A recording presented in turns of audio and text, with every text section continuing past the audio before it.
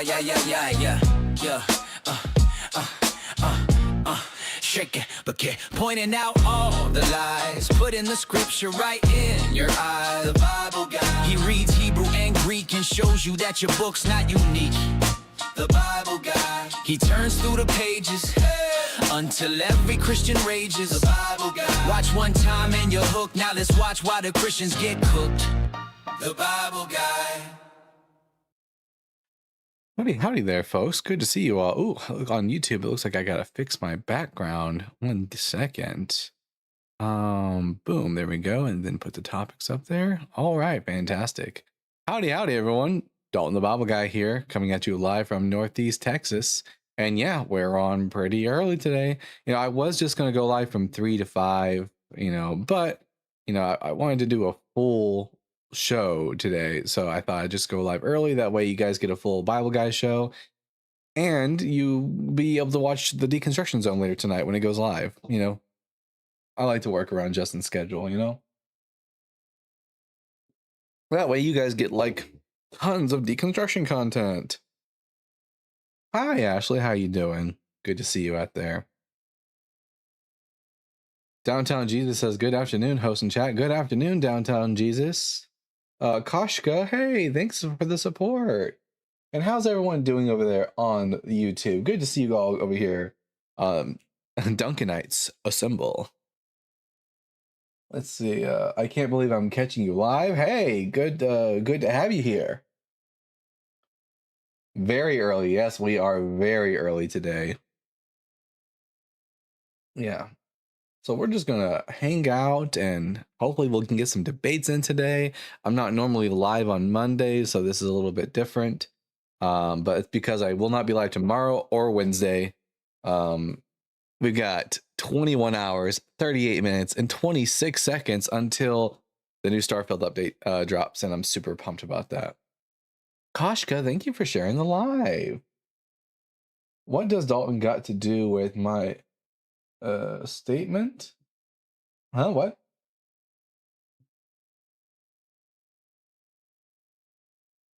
Anyways, so we got the question, we got the topic board back up on the live with the 7 questions. Let's see if there are any theists out there that can give me an answer for any of these 7 questions.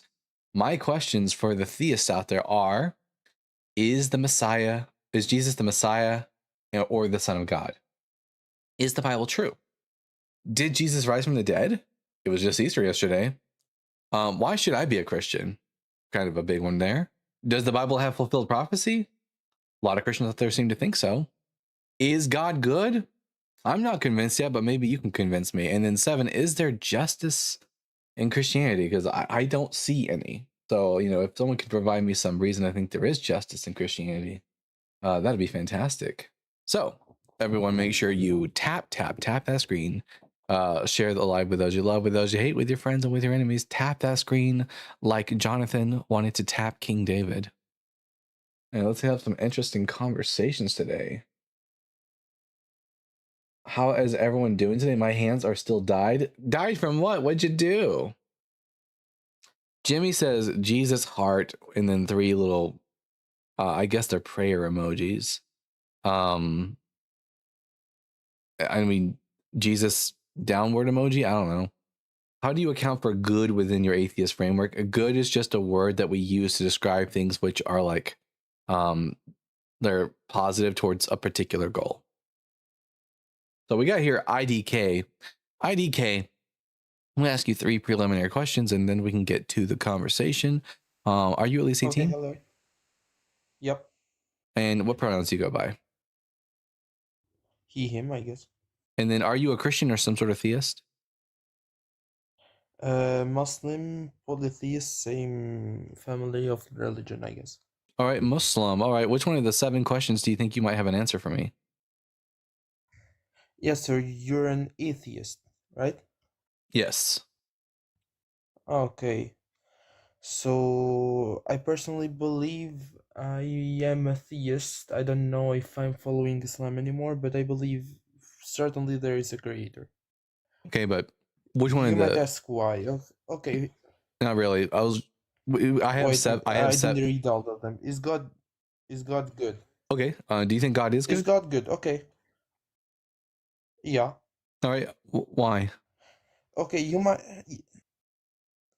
look, I'm going back to Islamic beliefs for right now. So God tests everyone, of course. And that testing is to make everyone better in some sort. How do I you know that? personally am mentally challenged, Well, visually impaired, and I personally think that my life has been better and more focused since I became blind. You might ask why. Okay, of course, there was a period of time that everyone should be after a bad change, I would harmed in some never. sort. I would never think it'd be good for me to lose my sight. I would miss all of the, for example, Yeah, all the beautiful art and well, colors. did you experience it? Yeah, What? yeah, I can still see, but I'm legally blind. Oh, well, you know, I also require Look, glasses in order the to see motivation. things. But why should I It think gives you God is? motivation for that. But why should I think that And this is like some sort of plan that's meant to be good for us, as opposed to just like a God like fucking with us? yeah, because before I was a lazy bitch, to be honest, and now I'm motivated. I can do everything just for the sake to not be the blind burden of anyone. Could God have Yeah, motivated you to not be lazy without blinding you? yeah, yeah, All right, doesn't sound yeah. like What? it could. So he could have done something instead of like maiming you in some way. So that doesn't sound all that good. Look, accepting your fate is the first process of the healing of But your there soul, your doesn't mind, everything. there doesn't need to be some sort of set fate that can't be controlled if God is responsible for things. He could have motivated you without blinding Look, you. things happen, and Well, no, not if God's real. Then if you things don't. also If believe, if God is real, then things don't just happen. okay, They happen because God makes them happen, and He's in control of what He does to us. yeah, I don't believe in consequences. That's the reason I am a theist. You don't believe in consequences? Everything happens for a reason. I don't believe in consequences. What do you think Like consequences mean? something happen. I think I'm not saying the word right. As things that happen like randomly. Right. So God blinded you in order to make you not lazy when He could have found another way of making you not lazy without blinding What you. would be another way? I don't know, but is He not all knowing? Yeah, and he knew the best way to make me a better person. You don't know that. As far as you know, God could just be fucking with you. And you just And how do happen you know and that? you just happen to like struggle through it and persevere despite him fucking with you. And be a better person? What? So in the end, is it a better Oh, you might be is it able a to lose-lose or a win-win? like for example, if like I have a partner who's really abusive to me and somehow even though they abused me, I somehow managed to like become stronger as a result. Like I might be better off in the end, but that doesn't mean that my partner's intentions were good. Yeah, And in the same way, just but because God fucks with you and you happen to have the strength to, persevere through it and well, become everything better is as a a result, test. doesn't mean that Everything is a God test to be make you intended better. some good for you. Look, if the end of our life is nothing, we lived for no reason. Okay, everything No, I will end. have So if no. There we have I have plenty of, without a God, I have plenty of reasons to exist. They're just not God ordained reasons. I make my own well, after you reasons. die, after 300 years, your life would have been pointless, Well, no, and so would have been mine. it had a point while I was alive. It just doesn't after What I'm did we dead. do that changed our world society? You could help recycle. That's an example of People recycling. wouldn't even remember your name. Doesn't matter. No one would. I won't care. I'll be dead. Yeah, and you would live for no reason. No, I had reasons for why I lived. My own So you reasons. have like a motivation, something to look up to, something to wait for, something to dream about. Yeah. Like for example, These are let's say I meet a sweet honey and we get together and the sex is great. That's a good reason to keep going, and that's more than enough for me. Oh, well, when you get old, you would have the power to Then I'll keep just going. you don't know that I have a really high libido, bud, and there are still lots of old people that like fucking. But let's say I'm not, then I'll just find Yeah, something. with Viagra. I'll just find something else. Maybe I'll even though the sex is gone, the love, Viagra. hopefully the love will still be there, and I'll also have hobbies And and other Viagra. things that will help me persevere and give me reasons and motivations to live. I don't need a god to motivate me to Yeah, live. and why did you do all that? For myself, because it was fun, because it was good. I liked it. I don't need any other And what reason. was the point of all that? For my own benefit. I don't need any Yeah, other. so your own benefit would also be to go and find eternal life. No, because it doesn't exist. I don't want to waste my time looking for something that might not exist. Yeah, hypothetically it exists.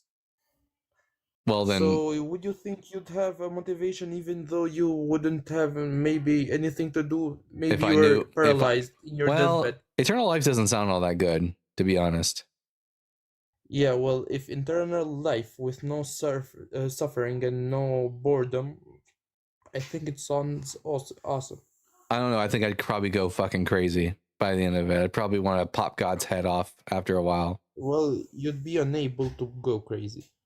Well, then I'm not really. Am I really even myself anymore at that point? Sounds like you just you're stripping away all the things that make Dalton, and I'm just like some sort of robot. Sounds boring as fuck. Sounds like it's not really me. Sounds like I'm being brainwashed. I'd rather in kind of way your soul is being I'd rather just washed. live for as long as I want and then die when I'm feel like I've done everything I want to do. Sounds better.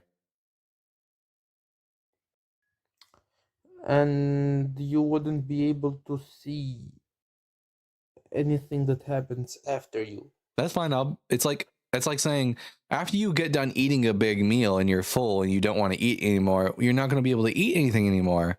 Yeah, well, yeah, because I'm full. I don't want to eat more right now. And once I've had my fill of things to do in life, I'm more than fine with just dying. And after I'm dead, I won't be hungry. I won't have any more. I won't have any more desires. Like what? Like in the Abrahamic theologies, they say that heaven is like unlike anything you have ever thought. Yeah, I don't care about this fantasy land that you have no evidence for. I really just don't. Well, God not existing. Well, I don't need evidence for God not existing.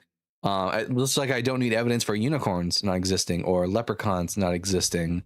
I just don't believe in those things until people give me good reasons to think they exist. Let's suppose that a God did exist, though. Why should I think that it is good? Yeah, because if it helps you be better, if it gives you eternal happiness, how can you tell? How can you tell if the God is intending to make you better, as opposed to just being a natural consequence? How can you tell? Yeah, how can you tell? How do you know this God is good? That he actually intends good for you? Wait, let me think. What? I don't know. You don't know? I guess. Yeah, wait. That's all I need to know then. You don't know how to know if your God is good or not, then I guess that's the end of that. Well, yeah. At first, everything bad which happens to you, you would be mad at God. And you'd be, at first, like... You'd have, like, a point at that, to be honest. Because everything... Ah, shit. Everyone would do that. How do you know that? How do you know that God? Me, everyone is like. How do you know that God isn't just like a big fat dick in the sky, and he's like purposely being an asshole to you, but he throws in a few good things every now and then, just so that you'll persevere, so he can do more dickish things to you. Do you mean by being a normal theist or a theist of a formalized religion? Either. Like, let's say that Allah is the true God, and he just tells you he's good. But he's a He does a lot. He does a lot of. He acts like an asshole. So in this all the time. Here, I'm not done talking. I'm not done talking. True. I'm not. No, we don't just assume everything in the Quran is true. I'm giving you in at the very least. In this hypothetical. No. All I'm giving you is that perhaps that Allah exists, but he's just a liar and he's an asshole. And he does a few good things for you here and there so that you'll persevere, just so he has more opportunities to do more asshole things to you. Okay, so this hypothetical is just being a normal theist. The first thing I ask you, because Allah in Arabic means just God, and you wouldn't know that. So I would know that. Yeah, formalized religion. I know that Allah means God. It's a Arabic it's the Arabic Allahu. That's the question I made you before. Are you talking about formalized religion or just? I'm talking about the God of Islam. Doesn't mean everything in Islam has to be true. Like the God of Islam, Allah, could have like spoken to the Prophet Muhammad and all that, and he's just a liar. So in this case, what is true? Truth is that which comports to reality. What? Truth is that which comports to reality. To comport. Okay, so the book which he gave you is in physical form, and that for and it makes false claims. Like what? Like it says that semen is found between the backbone and the ribs. It's not. Yes. Wait. So have you heard about the hermaphrodite syndrome? No, the text in the Quran says nothing about, and we don't use that. By the way, hush.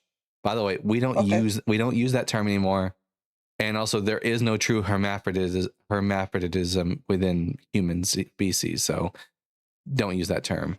Also, the text in the Quran just talks about the fluid that creates man, that is located between the back. By the way, no one can hear you talking while I'm talking. I don't know why you keep talking while I'm talking. Okay, can you hear me? I can hear you. Can you hear me when I'm talking? Yeah. Okay, when I'm doing that thing called talking, you don't do that thing. All right? So the Quran says that semen is located between the backbone and the ribs, and it doesn't say that this is only true for people who have like an intersex condition. Yeah, you didn't let me finish. Do you know why it happens? Why? What happens? Not the chromosomal part. Okay, so one of them is when the testicles don't drop from the backbone to the growing part. Whoa. So they drop, and during where do you think the testicles are located before they drop? It's not between your backbone. In the fetus. Fetus? It's there. A fetus is a baby in the womb. Hi, Cam. Yeah. So testicles, people who have fetuses inside of them generally don't have testicles. What are you even on about? I was talking about the fetus, not the mother. No, generally people who have testicles don't have fetuses. Yeah, I was talking about a male unborn child or a fetus. Okay. Which the testicles of this fetus don't generally, from the beginning of its life. Where in the Quran where in the Quran did it mention that it was talking about a fetus when it made this claim that the semen was located between the backbone and the ribs? Well, where did it not? Yeah, I actually have someone who's I have a Quranic expert here who's also a medical doctor. I'm not an expert. Well, you're an expert in comparison to me, my friend. So you can just deal with this guy. Anyway, could you catch me up though? I just came in.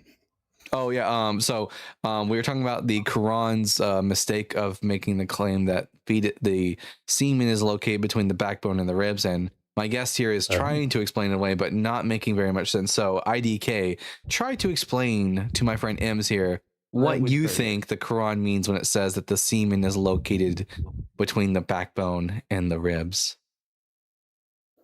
Well, personally, I don't know the full ayat or the full It is فَلْيَنْظُرُ الْإِنسَانَ مِمَّا خُلِقَ مِنْ مَاءٍ دَافِقٍ يَخْرُجُ مِنْ الصُّلْبِ وَالتَّرَائِبِ. full analysis without knowing the full. أنت مصري صح؟ IDK. Yeah, I'm Albanian. I don't know Arabic. You're Albanian. My Quran in Albanian. Okay. Yeah. Okay. So You don't have... what parts of the Quran do you have memorized? Oh, I think I've talked to you once. It's okay. But what I've parts of talked to the you once, I Quran think. do you have memorized?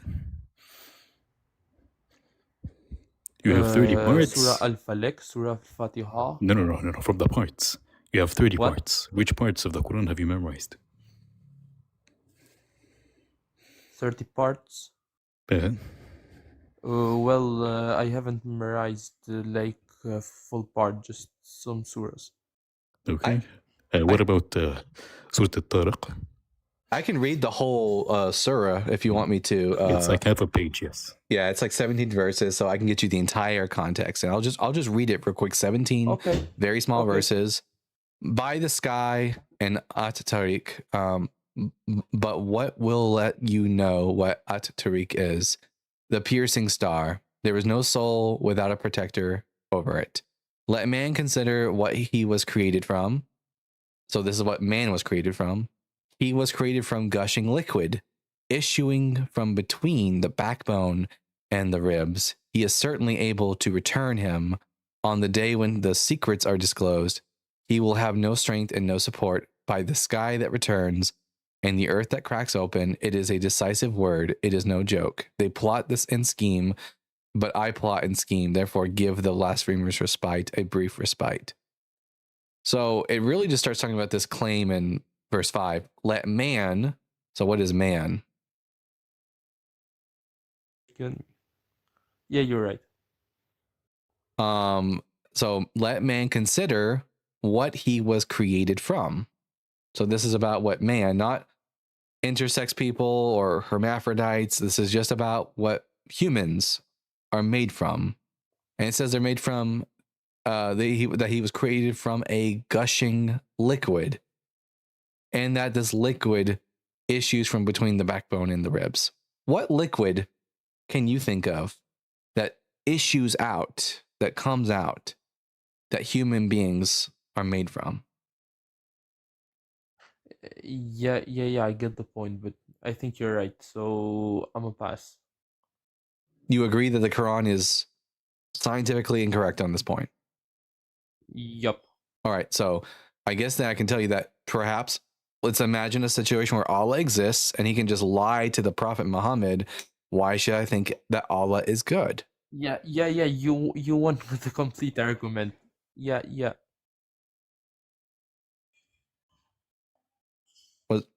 Yeah, I gave up. You gave up? Yeah, you win.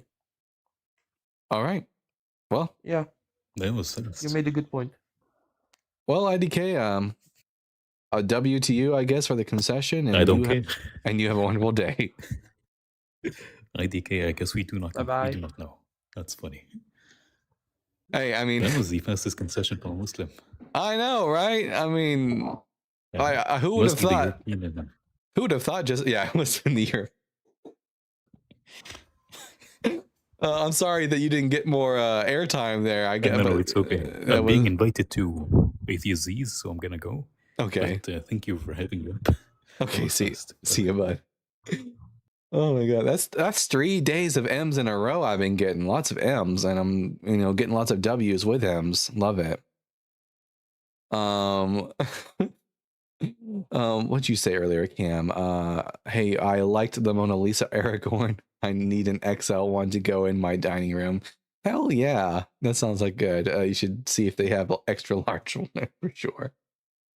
I bet you could find that picture, get it printed off, extra large, and then put it in a nice frame. What are M's? M's is a MD, ex-Muslim, and our resident Quran expert. I say Quran expert in the way that I'm a Bible expert, that I just know more about the Bible than most people do, and M's knows more about the Quran than most Muslims do. You're atheist but read the Bible? What the fuck? Yes, in fact, I'm atheist because I read the Bible.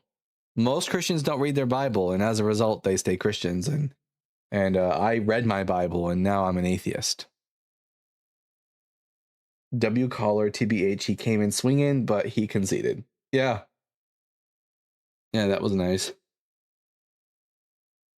Reading the Bible is the best way to become an atheist. Yes, it is. I I got really curious, and I wanted to read the Bible the same way Jesus read the Bible, because I was like a real hardcore Jesus freak. So like I decided I was going to learn Hebrew so that I could read the same Bible that Jesus would have had at his disposal. And turns out that when you dig deep into the Bible, it's not very good for if you want to keep your faith. Christianity thrives in an environment of ignorance. Goatman says, personally, I became an atheist because I just love sinning so much. Yeah, W. Figuring out Jesus obviously couldn't read Hebrew must have sucked a little extra. Yeah, well, the Jesus of the Gospels can't read Hebrew. The historical Jesus probably could have. I don't know if he would have been able to read it, but he would have at least known some Hebrew, I suppose. We don't know if the historical Jesus was literate or not. Where in the Bible did Jesus tell anyone to write about him? Nowhere. Nowhere in the Gospels does it ever say, write about me. I became an atheist because potlucks trigger my OCD. I used to love the potluck dinners. Reading the Bible and listening to the Bible guide will bring you out of Christianity. W, yeah. If we don't sin, then Jesus died for nothing. I know, right? I used to get so bent out of shape when I was a teenager, and I felt so guilty for all the masturbating, but turns out I was masturbating for Jesus. Wait. Anyways, why would Jesus God need humans to use our fallible hands to write about him, right? He could have literally just like poofed a Bible into existence that could have actually been perfect. You should be Christian because Jesus Christ is going to return within our lifetimes. Fun fact, gospel truths. Christians have been saying that for 2,000 years, and it still hasn't happened. Idle hands are Jesus's playthings. I once knew of a woman who she tried to become a nun when she was younger, and she had this poster of Jesus on her wall, and he was, it was like sexy Jesus. It was painted to look like sexy Jesus. He was like kind of ripped, and she confessed that she discovered herself quite a few times while looking at that poster of Jesus. She was trying to be a nun too. It obviously didn't work out. Ever heard of that one at camp? That's a good one. Yeah, absolutely. The Year of Living Biblically is a hilarious book. It's by A.J. Jacobs. He tries to live a year following all the... Oh, I remember seeing that book on the shelves when I was in my late teens, and thought about reading it because, like, at the time, I had left traditional Christianity for Messianic Judaism. So I was like transitioning from Christianity into Judaism, and the middle stage was Messianic Judaism / Hebrew Roots movement. And the idea of a guy who was trying to live by the commandments in the Old Testament was very interesting to me. I actually haven't gotten around to reading it. It'd be kind of hard though, because there are a lot of commandments in the Pentateuch that are dependent upon there being a temple, and also there being like a government of Israel that implements the laws of the Torah. So it's very difficult to actually like live completely by what the Bible says if that's your goal. We have a super chat here. Let's see. At Eliel's with the €5. I was raised German Catholic, but I don't know if I ever actually believed I may have been too neurodivergent. I have always thought everyone just acts like it. Oh, interesting.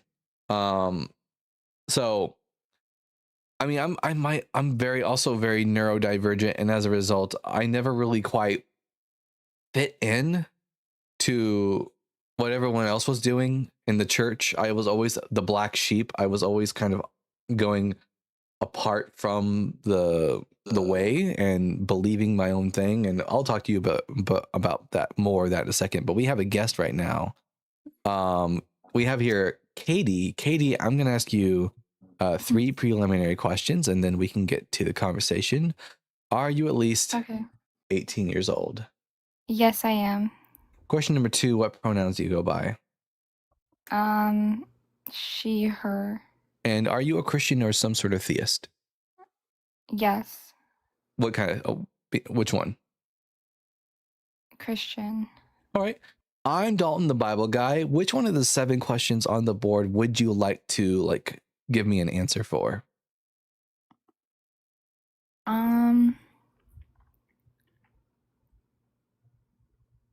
Is it just I'm supposed to answer them? Yeah, like these are the questions I'm posing towards you, and you have to pick one of the questions, and we'll talk about it. Oh, okay. Why should I be Christian? Yeah, why should I be I Christian? guess that's a good Katie? question. Oh, are you Christian? No, I'm not Christian. I'm asking why should I be Christian? I don't think you should be if you don't want to. Don't you believe in the Great Commission? No, I lied. I'm not Christian. Oh, okay. I'm another religion, but I don't want people to hate on me, so I'm not gonna say. Well, then, which one of these would you ask me if you were gonna? Because my religion goes against all of these questions. I am the Old Testament. you're Jewish. Yeah. Oh, I mean, you believe? I mean, the number 6 would not be against your Number 6. No, it wouldn't or be. number So 5. yeah, why is God good? Yeah, is God good? Sometimes. What do you think? I mean, occasionally, but mostly he's a dick. Yeah, I say that sometimes. I'm like, when something bad happens to a really good person, I'm like, why? What is the reason? This is why I like Jewish people, is that they're just real about it. Jewish people are a lot like Abraham, and they're willing to call God out for his bullshit. Will not the judge of all the earth judge justly? I'm Ashkenazi. Somebody asked what sect. But yeah, no, I ask myself sometimes, I'm like, they say there's a reason, but I'm like, what is the reason for some things? So I think it's good to ask questions and not blindly just listen to everything you're told. I don't know what you think. Listen to all the Christians out there. You should definitely take a page out of Katie's book. Well, the problem is that they took too many pages out of your book specifically. But in this regard, you shall mimic Katie a little bit here. But it looks like there's some things to agree with, and then some things if you don't, you shouldn't just agree because they tell you to. It's almost like it becomes a cult at a certain point. True. Well, I mean, Katie, as much as I enjoy this conversation, I am really looking for someone who's a bit more opposition, knowledgeable. I don't know too much about this topic, but you're fine. It was fun being on here. Yeah, thank you for coming up. I enjoyed it. Shalomi, homie. All right. The Gospel of Truth says Abraham was put through a lot because it built him to be a leader. God was a dick to Abraham. Gospel Truth. All right, we got here Sven Stylet. Sven, I'm going to ask you 3 questions, and then we'll get to the conversation. Are you at least 18 years old? Yes, I'm 35. And what pronouns do you go by? Any and all pronouns are fine for me. He or she, they, I do not care. They, them is fine? They, them works just fine. And then question number 3, are you a Christian or some sort of theist? I am a Methodist, yes. All right, I'm Dalton, the Bible guy. Which one of the 7 questions would you like to give me an answer for? I unfortunately am not going to be a strong op either, but I was hoping for number 4, why should I be a Christian? Is there anything lacking in your life that you need? Not really. Oh, well then, yeah, I can't give you a should for something that you don't need. That's a real answer. I'll tell you that. All Methodists are pretty much some of the most laid back Christians out there. So, I figured that would be how this would go. But I am looking for opposition. I do have someone else waiting in the comments, but Sven, thank you for coming up. Thank you. Bye. 2 really cool guests so far. I guess it's better than people crashing out all the time in my life, All right, I guess we'll talk now to No Name 24. No Name 24. Hey. I'm going to ask you the same three preliminary questions. Are you at least 18 years old? Yes. And what pronouns do you go by? Just the basic he, him. He, him. And then are you a Christian or some sort of theist? I'm still figuring it out, but I do go to, well, I'm kind of late to it, but I do go to, basically, I've heard confirmation. So I am knowledgeable on Mass? Christianity. Yeah. Yeah, confirmation. Are you like an RCIA right now? A little bit. It's just teaching about why you should be Catholic? appointed into the church. Yeah. Yeah, I went to RCIA when I was Catholic. So I'm still figuring it out, but if I'm at the school, I might as well kind of listen, yeah. So I'm Dalton the Bible Guy. I'm an atheist, ex-Catholic. I've also used to practice Judaism and Protestantism at different points in my life. And I have 7 questions here on the board. And if you think you might have a good answer for me for one of these 7 questions, then we can have a discussion on it. We could do a lightning round. I would like to, actually, if you're okay with that. I mean, we can try, but these questions end up leading to quite large conversations. Yeah, I know. I'm also studying philosophy, so I am more than okay having like 5-hour conversation with you, man. All right. So which one do you want to start with? We could do, I feel like it is kind of basic. We could do number 1. All right. So do you think Jesus is the Messiah? I don't know. Given my kind of neutralistic background on religion as a topic, I basically just go to the prayers. It essentially, Christianity, any form of religion is just faith-based because there is no proof. But in most of the prayers, I can't remember any off the top of my head, I apologize. But most of the prayers follow like Jesus is the Son of God. Sure, the Nicene Creed. But here's the reason why I can't accept him to be the Messiah, because at least for me personally, so the Messiah is a very specific thing. I don't know, how much do you know about the concept of the Messiah?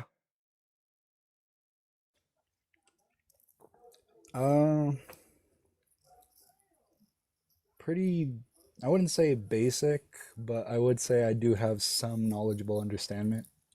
So I guess I can help give you a little bit. This is an education you won't get in our CIA, but so the word Messiah Thank you. comes from a Hebrew word, Mashiach. It means anointed one. And specifically in the Old Testament of the Christian Bible, which is just, we generally in scholarship refer to as the Hebrew Bible. We have prophecies. I was gonna say Gutenberg. Yeah. We have prophecies about a future king of Israel, and that king of Israel is called the Messiah. And in order for someone to be the Messiah, they have to fulfill the prophecies from the Old Testament. But here's the problem: is as far as I can tell, Jesus doesn't do that. I would say, like, counter argument, Jesus was convicted of claiming to be the Son of God. Kind of a turning point, just because I'm not really knowledgeable on the Messiah. He might have not followed the Old Testament, like you said, to a T, but it does, for the Son of God part, it does kind of create a stopping point, at least for me, because why would he be convicted of being the Son of God and, executed in some form of way? I'm not convinced that the historical Jesus necessarily claimed to be the Son of God. Now, the Jesus of the Gospels does make that claim. So the real question would be, like, what if we're gonna if instead of talking about the Messiah, if we want to talk about whether or not Jesus was the Son of God, why should I believe that he was? Lots of people can make lots of claims. I believe in the end, it is all about personal belief. Granted, if there is a God, because like I said, I am on a neutrality of religion as a whole. If there is a God, then cool. But at the same time, I agree with you, there are major plot points in religion, Christianity as a whole. To believe he is the Son of God is all up to personal, I would say just personal beliefs, because at the end of the day, you are your own person. Sure, but do you think that, at least this is my goal in life, at least, I want to believe as many true things as possible and to disbelieve as many false things as possible. So in order to find out what is true, the best course of action would be for me to like have evidence for a proposition, right? Exactly. Question it all. Yeah. So what evidence do you think that is out there that would warrant a belief that Jesus was the Son of God? There really is no evidence, because anyone who finds anything has either lied about finding something before or just wants clicks and views, whatever you want to call it. I think as a whole, every religion is faith belief. You can't have evidence when you have to just put your faith in it. Do you think that's a good way to, like, if you're the like, are you the kind of person who wants to believe true things? In a way, I just want to know what happens, because if everyone goes to religion, everyone, because I am around religious people all the time. Luckily, they're not the, oh, you should be Christian already. They're like, oh, you're cool. I don't care. God told me to love you anyway. I think I want to follow something that has not evidence, but enough realistic aspects to it, instead of just, oh, be a good person. Like what calls a good person? Well, you know what I mean? At least if it was just something to say, be a good person, like secular humanism is just about being a good person, and it doesn't require you to believe in anything that we have no good reason to believe in. I think that's far superior than just like believing in things without good reason. Yeah.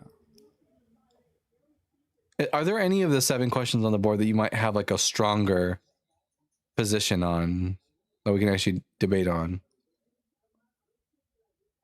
I think most of them I would agree with you on. For anyone else, is the Bible true? It's all faith. Did Jesus rise from the dead? The gospel, the Bible would say so, but like again, it's faith. The Bible would say so, but like again, you got a little bit of I'm hearing myself. There you go. You had a little bit of an echo there, Lobes, but maybe it's fixed now. I think it's good now. All right, continue, bud. What would be your takeaway? What advice would you give me before I go? Because if I can't debate anything with you on and agree, I feel like we should just end it here on a neutrality. My number one advice for you while you're still in RCIA is this. First and foremost, you need to set your goal to be, I want to believe as many true things as possible and disbelieve as many false things as possible. You need to read your Bible. And I'm talking not just here and there. Start in Genesis chapter 1, verse 1 and read all the way to the end. Okay. And ask lots of questions of your teachers, even the ones that might be uncomfortable to ask. And don't, and most importantly, it's like kind of like dating. And this, I will say, don't settle.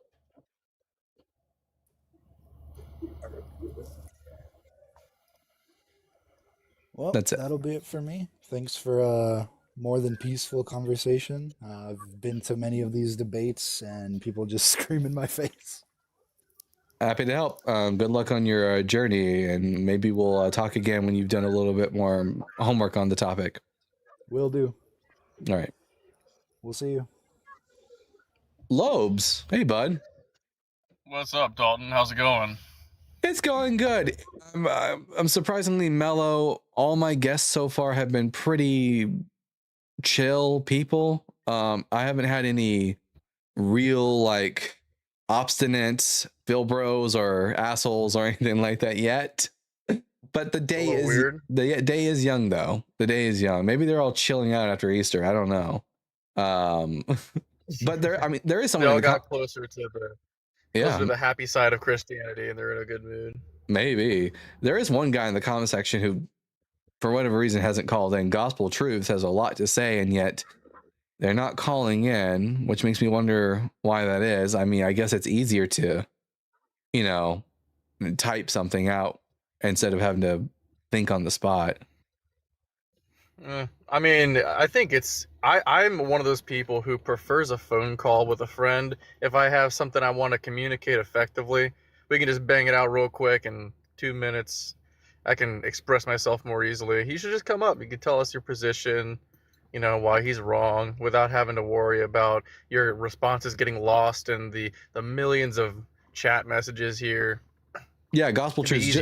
Just so you know, I mean, I can tell that you've been sending a lot of messages, but like when I'm talking to a guest, I'm not really paying attention all that much to the chat. Like, you've probably said a lot of stuff to me that just got utterly ignored, and you wasted your time. And maybe you make good points. Maybe good points that would otherwise be lost. Yeah. To the chat. Yeah, the best way. I'm in a public place and can't use my mic right now. Well, it's always something. It's always something. This is a weird question to ask. Lobes, are you also? I'm a little bit neurodivergent. What about you? Maybe. I think I might have ADD or something, or some kind of OCD. I got like facial tics, and I hop on one foot randomly. I don't know. I'm weird. I always wonder how this affects people who end up becoming atheists, if it plays any factor. The fact that we don't, maybe it's because we don't conform and we think differently. FM says, since it's Easter for Christians, can we speak about number 3? Yeah, you're more than welcome to call in and we can talk about number 3. I do think, and Nini Bob says, I do things in 4. Whoa. FM says, I'm Muslim. I mean, I sure you can come up, but I don't think it's going to get very far. Like, did Jesus rise from the dead? You would just agree that you would think he wasn't even dead. So you would just agree with me that Jesus didn't rise from the dead. You just would agree for a different reason. So. Talk about number 6. Yeah.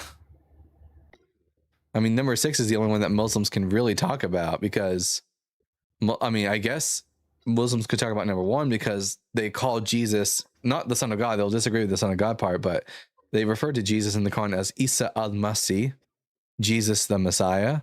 But the problem is that they have no good reason to call him that. They couldn't defend him being the Messiah anymore. The only way that they have to defend Jesus being the Messiah is by claiming that the Quran is true. But if Jesus didn't fulfill prophecy, then the Quran can't be true when calling him the Messiah. We got another super chat here. From at God's massager of meat with the $4.99. Is there anything to the Christian yap about Paul's creed and how it sets the timeline back to belief in resurrection shortly after the crucifixion? Well, a lot of scholars, even secular ones, would think so. And most because Paul's letters were written around 20 to 25 years after Jesus's death. And when Paul gives the creed, he's not just like making something up on the spot. He's recounting an already existing formulated creed. He's just like recounting it, like how Christians today go to church on Sundays and they'll say the Nicene Creed. But like the question is whenever that creed got formulated, it was sometime between the death of Jesus and Paul writing the letter. So that's, at least in my opinion, that's like a 20-year span.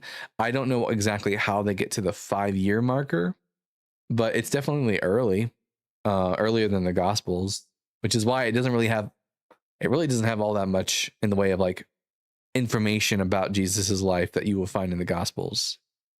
It's very basic stuff. And then at Ellie Ellis again with the €2. Do you do streams that aren't opposition only? I mean, yeah, generally when it's very slow, like right now, and you know, all the Christians out there who are too much of a weenie babies to come up and defend the faith, I'll usually accept on TikTok friendlies who want to come up and ask me Bible questions or something like that. So yeah, And right now, since there's no opposition, you know, lines are open for all the friendlies who want to ask questions or something like that. So there's that. Question. Yeah. So if I were to ever call myself the Bible guy, I would have to be really confident in my biblical knowledge. Like, not just, I'm pretty sure I could school anybody. I would be like, I've got like the utmost confidence. When do you think you got to that point of confidence where you were like, I'm just gonna fucking call myself the Bible guy? Well, I mean, as soon as I started talking to Christians online, I wasn't going by the Bible guy. It was just Dalton. As soon as I started talking to multiple Christians online, it became quite clear that most Christians did not know the Bible. So like, and I knew the Bible better than them. So like, it wasn't really a hard leap to be able to call myself the Bible guy. Hey man, how you doing? J Train, I'm going to ask you 3 preliminary questions and then we can get to a conversation. Are you at least 18? Yes, I am. And what pronouns do you go by? He, him. And I'm guessing you're not a theist. Yeah, I just had a quick question to ask you since, you know, I said it was slow. Yeah, you can always tell by the way they answered the second question, by the way, because you answered it too easily.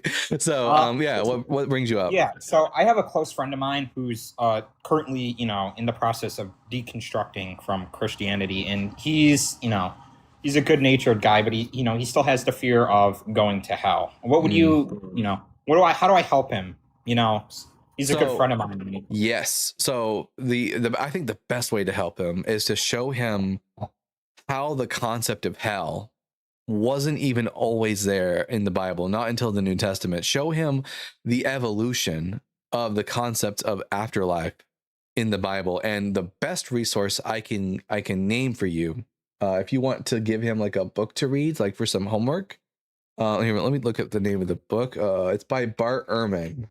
Let's see, it's called Heaven and Hell, A History of the Afterlife by Bart Ehrman. I've read it myself, and even I learned a few new things from reading it. It was really good, but it's a good way of starting the path of deconstructing, because if the first thing you really want to deconstruct, if you really want to allow someone to be able to think freely without fear, is to deconstruct hell specifically. Right.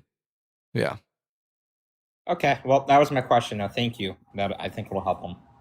All right, happy to help, J Train, and good luck with your friend. And you have a good one. Yeah, absolutely. It's also really important to make sure you like validate people who are experiencing that too, because it's a real thing. Even if you understand it's illogical, and even if you understand that the concept of the afterlife has evolved, it's still like this irrational fear that people will have from being brought up in the thing. And all that you can do, I think, is to just let time work with the logic that you've acquired. It's just a normal, natural thing that'll be an aversion to people. All right, we're gonna bring up Sergeant Roy. Hopefully, they can come up without crashing out like the last time. Let's cross our fingers. So we know Sergeant Roy is at least 18 years old. They do go by he, him, and they are a Christian. Sergeant Roy, which one of the 7 questions did you want to give me an answer for? Thanks for clicking me in. Let's see. Is the Bible true? Let's see. Sounds like you're ordering fast food at the drive-thru. Yeah, there's a lot of good ones there. Yeah, let's go. Is the Bible true? I'll have a number 7 supersize, please. Yeah, I'll have an extra medium. With a doctor holy water. All right, Sergeant Roy, is the Bible true? Yes, it's true. All right. Why should I believe that the Bible is true? Well, you don't have to believe it. Well, this is about convincing me. So when I say why should I mean, if my goal is to believe as many true things as possible and to disbelieve as many false things as possible, why should I think that the Bible is true? With that presupposition, that's not Christianity. I mean, you don't have to believe that the Bible's true. I mean, there's some Christians that I know, they're Christians that don't even believe the Bible's true. Sergeant, if my goal and convincing you, I think you've already got your mind made up already. If my goal is to believe as many true things as possible, that's my goal. Should I believe in what? If my goal is to believe as many true things as possible, then if the Bible is true, I should believe it, shouldn't I? If your goal is to believe as many true things as possible, uh, you got to, for me, you got to define what do you mean true? You know, what are things that are true? Because I believe in absolute truth. I don't believe in relative truth. Comporting to reality. Like, for example, the statement, I am holding a Dr. Pepper can, is a true statement because the statement correlates with reality. So the question is, does the Bible also correlate with reality? Yes. All right. So, for example, when we talk about like the nativity story of Jesus, I get two completely different narratives that place Jesus's birth at two different decades. How can I think that's true? Yeah, why is that so? I know why. You know, you got different timelines and everything, but let me ask you this: is this all about academics, or is being a Christian, is that about are we talking about academics, how much information, or are we talking about revelation? Well, the revelation is about things which are revealed to you, and the things that are being allegedly revealed to us are historical claims. So the question is, are those historical claims accurate? But that's not godly revelation. That's not what I meant by revelation. That's not revelation, sir. Revelation just means that which is revealed. That's literally what the word means. from God himself. Yeah, revelation would be that which is revealed that's by what God. The word means for you. No, that's just what the word means. Revelation by itself. Let me ask you this: but God speaks to you. Do you believe that God speaks to his creation? If he exists, do you think he would speak to his creation? I don't know whether or not he would speak to his creation even if he existed. Okay, so that's where we're stuck. So that's the thing, is that I believe he does speak, and you don't believe he does. He does speak. So I mean, why should I think that God speaks to his creation? Because God created the earth. God is the uncaused cause. He created everything. Okay? What is the evidence of that? The evidence of that is you and me, brother. You look out in creation. I can look out my window right now. I see creation. I'm certainly evidence that my parents fucked one night, but how am I evidence of a God who exists and created the universe? Why should I think the universe was created? Your parents. Okay, let me help you out. It's a long series. Your parents did that, but how did your parents get there? I'll just skip to the end. A long series of evolution starting with abiogenesis, and prior to that, planets formed naturally through natural causes, and before that, the universe expanded. It still is, but began to expand rapidly. And before the expansion event, we don't know what happened. Why should I think that God but is that true? You said you just exposed yourself, brother. You said you don't know. That's called a hypothesis. No, that's called a theory. No, I don't know what happened prior to the I don't know what happened prior to the expansion, which is why I don't believe it's a God, because we don't have any information about what happened prior to the expansion. Well, I do, and that's the difference between Christian and non-Christian. All right. What is your evidence for what happened prior to the expansion? The evidence is God, creation. I'm here. No, that's the claim. What's the evidence for the claim? No, that's not a claim. You don't have to believe my evidence. No, that's not an evidence. That's not a claim. Is your evidence Genesis? No, my evidence is Jesus Christ, the person of Jesus Christ who spoke to those things. Why is a random Jewish guy who took a huge L from the Romans evidence that God created the universe? Why do you say he's random? I don't understand. He's just a Jewish guy who just got killed. Well, but you're saying he's random. I don't believe he's random. You're saying he's random. What makes him random? He's just another Jewish guy. Okay, I see where this is going. He's not random, but if you think he is, that's okay. I can't convince you. I'm at a loss here. I cannot convince you. Sergeant, do you know the difference between like evidence and claims? Do you know the difference between those two? Could you explain the difference between those two things? Evidence is like let's say absolutes. If you go on the rooftop of your house and say you don't believe in gravity, absolutes. but you jump off, that's an absolute truth. No, evidence doesn't have to be absolute. Evidence just raises the probability. Because it doesn't. It's not because that's not what the word means. Evidence has to be absolute. Well, we don't care about your standard. Like when in every other day life, when we talk about evidence, like for example, in a court of law, you can have evidence that someone committed a crime, and it doesn't have to be absolute. It just has to raise the probability. and leave us without a reason without a reasonable doubt that the person probably committed the crime. But do we think like that? Yeah, Come on, man. we Do we do. really think like that? I don't. I don't. I'm not I don't. absolutely. I'm not Reasonable absolutely. people do. Yeah, reasonable people do. I'm not absolutely certain of anything other than that I exist. Yeah, well, you're going to die one day, sir. Sure, That's maybe. an absolute. Maybe, but yeah, you are. You can't do anything about it. You're going to die one day. I don't know. My science is pretty fucking crazy. What do you mean you don't know? You're going to die. You're I going to can't. die one day. It's most likely true. Yeah. Yeah. Yeah. Okay. Thank you. That's an absolute, sir. No, That's most called an likely. absolute. No, most likely true is not an absolute statement. You don't know what words mean. Okay. Well, please let me in. Can How I you ask- get around death? I want some of that too, because I mean, Can I ask one question and then I'll drop?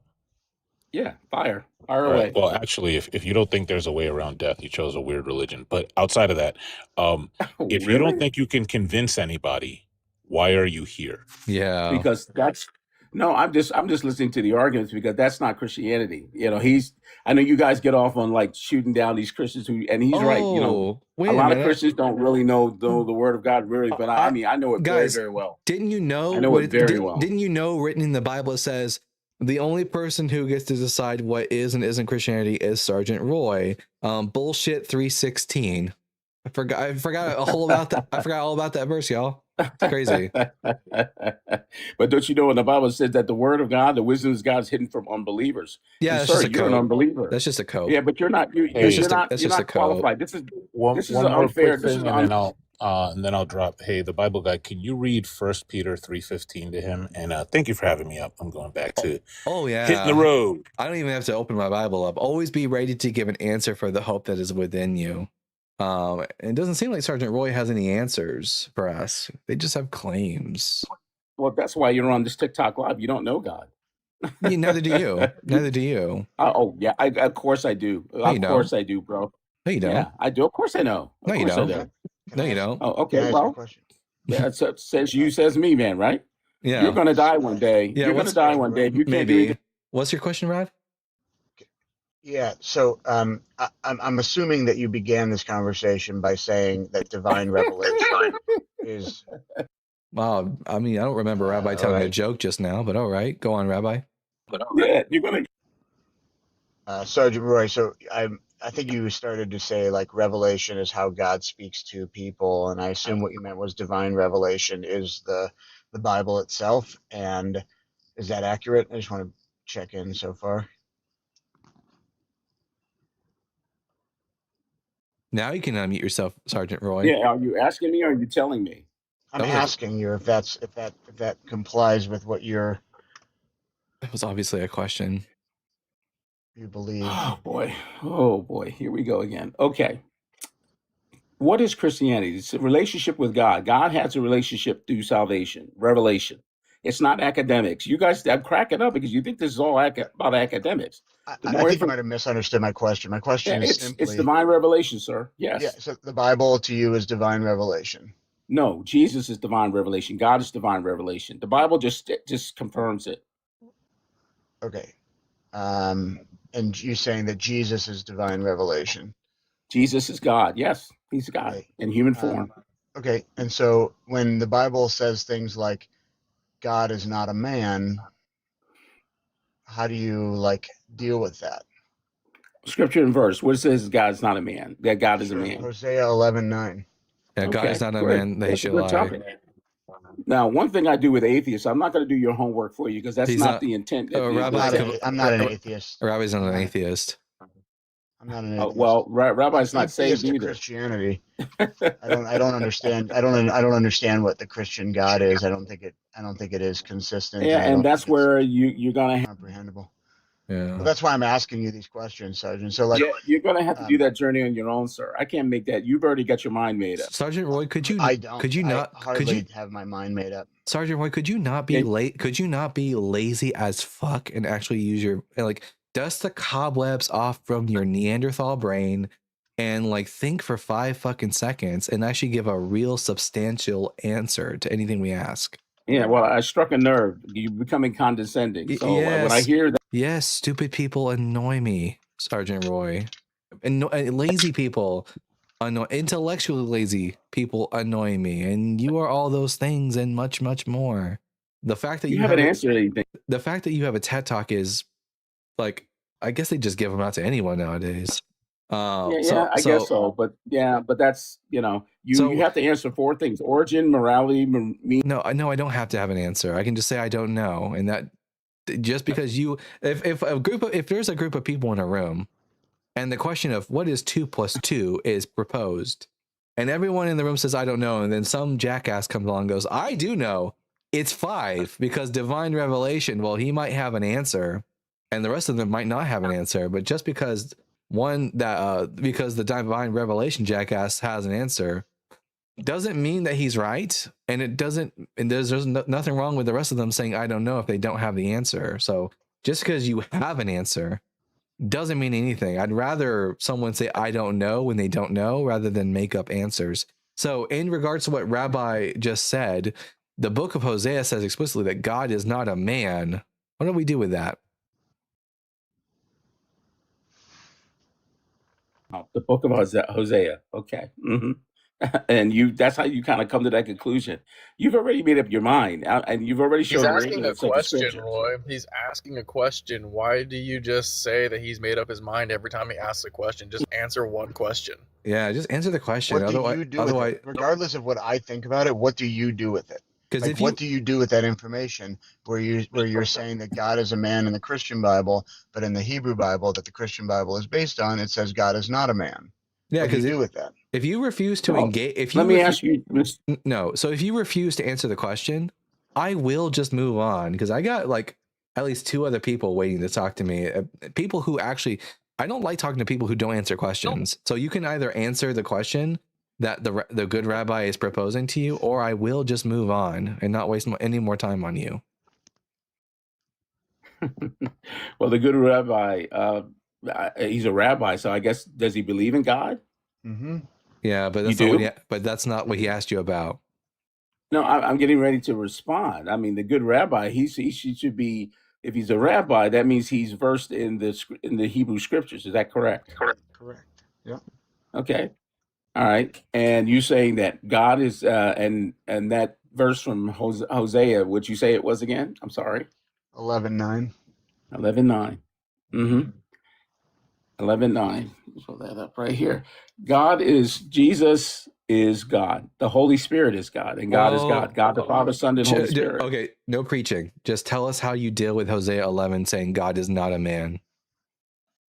I deal with it by faith. I deal with everything that God says by faith. So you just turn your brain off and you just continue to believe what you want to believe, irrespective of what the Bible actually fucking says. Shocker.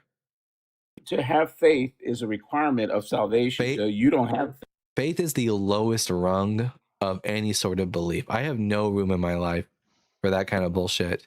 I want to believe as many true things as, oh, they ran away. I knew that they were going to just crash out the whole time. That was crazy. Lobes, you keep disappearing on me, bud. Anyways, that was annoying as per usual. I'll probably wait a while before I even talk to them again. So, got work, have fun. Okay, see you later, Lobes. Anyways, we're going to move on to the next guest. Someone hopefully will actually answer questions and won't be lazy as fuck. Fun fact, Sergeant Roy, people who win debates don't have to yell out that they won. You're just overcompensating for your lack of information, but nice try, bud. Everyone sees right through you. All right, Den Mushi. Den Mushi, I'm going to ask you 3 preliminary questions, and then we'll get to the conversation at hand. Question number 1, are you at least 18 years old? Yes, I am. Question number 2, what pronouns do you go by? Oh, he, him. And question number 3, are you a theist or a Christian of some kind? No, I'm not. It's actually Nico. I was just dropping by to say thank you again so much for everything that you do. It's through channels like yours that I was able to fully deconstruct, I should say. And yeah, you're doing phenomenal work for the world, and I'm incredibly thankful for everything that you do. Thank you, Nico. I much appreciated. Yeah, no problem. And I wanted to share one of the things that actually helped me, because I did hear someone up here earlier talking about they had a friend that was struggling with the idea of hell and whatnot. One of the things that actually helped me deconstruct was reading the passages in the Bible that talk about predestination and predetermination. You know, passages about like the vessels of wrath and the only people who are drawn, you know, only people who come are those who are drawn and stuff like that. And like those sorts of things made me realize that, yeah, this we really had, if this God is real, we really had no choice in the matter regardless. So it's no sense even stressing about it, because he's a dickhead, and he would have set forth all of the horrible things that happened to begin with. You know what I mean? So it's like that was the thing that really like clicked for me, where I was like, oh yeah, if any of us are actually going to hell, this guy already chose for it to begin with. So there's nothing that we could have done, you know, regardless. So it's just like it's one of those things, I guess, you know what I mean, where it's like it's no sense crying about it or even worrying about it, because Can I ask a genuine question? And this, you can answer this too, Den. But mostly just like with regard to like not understanding Christianity. Why does Christianity understand God as the end all be all? I don't know. I think people kind of, they go off of what they were taught, and then they just kind of they use that to plug in every hole for every question. And I think a big part of Christianity is demonizing anyone or anything that chooses to, that opposes it or looks elsewhere. And so people just kind of, you know, it's that herd mentality that people kind of are drawn into, which is why people won't look outside of it. You know, I mean, the religion itself refers to the followers as sheep. I mean, that says all you really need to know, you know? Yeah. What a mess. Hopefully that answered it correctly. Yeah, thank you. Well, no problem. Thank you for coming up, Roy. But I think we're gonna move on to, I got someone in the guest box who's definitely a Christian but hey, thank you for the kind words, bud. No problem. You take care. All right, we got here, stand strong for Jesus way. I'm guessing they are a Christian. So hopefully they'll stand strong for Jesus. So I'm going to ask you 3 preliminary questions, although I guess I already know the answer to number 3. But question number 1, are you at least 18 years old? Yes. Question number 2, what pronouns do you go by? My name is Ron. Well, that's your name, but what pronouns do you go by? Like, my name's Dalton, but I go by he, him. Those are my pronouns. What do you go by? I'm a Christian. No. What pronouns are words like he, him, she, her, they, them. These are words that are used to denote gender, and we use them in place of names. It, you. Yeah. I'm a male. So, well, that's your sex. Thanks for letting us know your sex. Do you go by he, him? Do you go by she, her? Do you go by they, them? Pick one of those 3. I don't know nothing about that. Just those. I gave you 3 options. Do you go by, do people refer to you as a he? He went to the store, she went to the store, they went to the store. Yeah. Which one would describe you the best? Well, I don't understand why you're asking this, so I wouldn't answer something I don't understand why you're asking. You don't understand the word he or she or they? You don't understand how those words work? I know a she. My wife is a she, and I'm a he. Hey, there you go. There you go. You go by he, him then. Mazel tov. All right, we got there in the end. All right, question number 3. I guess you're a Christian? Yes. All right, I'm Dalton, the Bible guy. Which one of the 7 questions do you think you have a good answer for? I believe Jesus is the Messiah. All right. I believe the Bible to be true. Okay, just pick one. I've been a Christian for 50 almost 60 years. Ron. And just pick one of them and we'll talk about it. I believe Christianity to be true, and it's proven itself in the last 60 years. Ron. Which Pick, one do? Okay, pick a number between 1 and 7. Okay. Yes, there is just 7. There is justice in Christ. You want to talk about number 7? Yeah, justice in Christ. Yeah. All right. I don't see any justice in Christianity. How is there justice in Christianity? Well, now Christianity, I could practice Christianity, but still I could do wrong.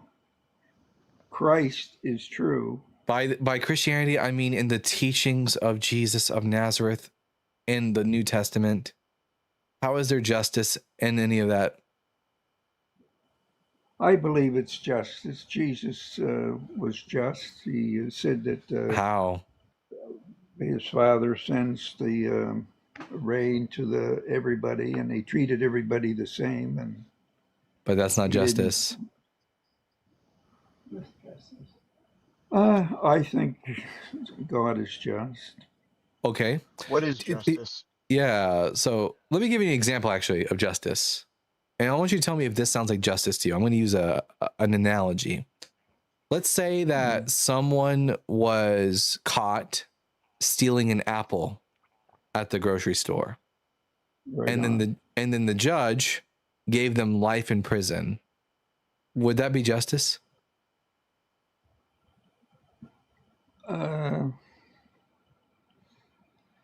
Well, Christianity believes in. I'm not asking about Christianity right now. I'm asking about whether or not it would be just for a man to be thrown into prison for life for stealing an apple. I don't know. That's according to the judge, and every man is different. So, if you heard that happened, would you think that injustice had been done, or justice, or do you just not think for yourself? Well, no. If somebody killed somebody and then somebody had to, I didn't ask about someone who I didn't ask about someone who killed someone. I asked about someone who just stole an apple. They went to the local Walmart, stole a single apple, and then the judge said, "You will spend the rest of your life in prison for this one small crime." Would this be justice? No, I don't think that would be good. All right, and you understand that would not be good because the punishment doesn't fit the crime, right? Well, stealing is not good in any way, shape, form, because if you steal a little bit, then you might steal a bigger thing. Well, So there are some instances. There are some instances in which it is morally good to steal, but that's besides the point. Does the punishment of life in prison fit the crime of stealing a single apple? Well, no, not real. I'm not the judge, so I couldn't. I wouldn't judge. I wouldn't judge him myself. You might not be the judge, but you are a man with a brain, and you are capable of thinking for yourself. So I wouldn't put him in. I wouldn't put him in jail for life, but I'd tell him to go. And the reason you wouldn't put him in jail for life is because the punishment doesn't fit the crime, correct? Well, I would give him some punishment. You would give him some punishment, but you wouldn't give him life because... No, I wouldn't. And it's because... It doesn't maybe fit the... I'd give him a chance, and because... Jesus Christ. To teach him a lesson. Yeah, that would be my job as a Jesus judge. Christ. Oh, Jesus fucking Christ. It's because... No one deserves life in prison for stealing an apple. It doesn't fit the crime. You know that. You're just, I don't know why you're just being so obstinate and ignorant. No, you understand. Well, I'm trying to follow you and to. I don't think you are. Question. You've been doing it. You've been trying very hard. You've been trying very hard to answer questions that I didn't ask. I asked you about an apple, stealing an apple. You started talking about murder, and I asked you about was the punishment fits the crime, and you say I'm not the judge, even though you know for a fact like If some judge did some horrible shit in a court of law, that you would be upset about it. Hopefully, if you're a good person, you would be upset about it. Right. I don't like anybody to come in and steal my anything from my house, and whatever the judge I give him, don't it'll be up to them. care. Then you're not a good person. If you'd be okay with a judge sending someone to prison for life for stealing a single apple, then you are No, I not would then not. you I are not wouldn't. a I good wouldn't do that. person. I wouldn't say that would be a good thing to do. Okay, and Okay. so you recognize that the punishment should fit the crime, correct? Yes or no? Just a yes or no.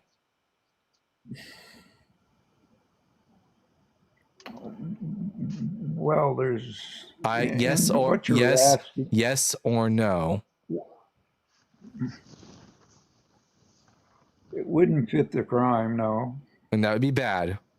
Yes or no? It wouldn't fit the crime. Is that what you're asking? Yes, the punishment wouldn't fit the crime, and that would be bad. Yes or no? Well, that wouldn't be good, no. All right. So we agree then that in justice, the punishment should fit the crime. Now, here's the next question, and you'll see how this relates to the end goal of the conversation eventually, because it's taking us forever to get there. Am I a finite creature or an infinite creature? You're a creature. Am I finite or am I infinite? Well, what do you say is infinite, and what do you describe those for us? Meaning I always existed, I always existed, always will exist. I have an infinite mind, I have infinite powers, I have infinite presence. Am I infinite or am I not infinite? I don't have any powers, only God has powers. Does that help you?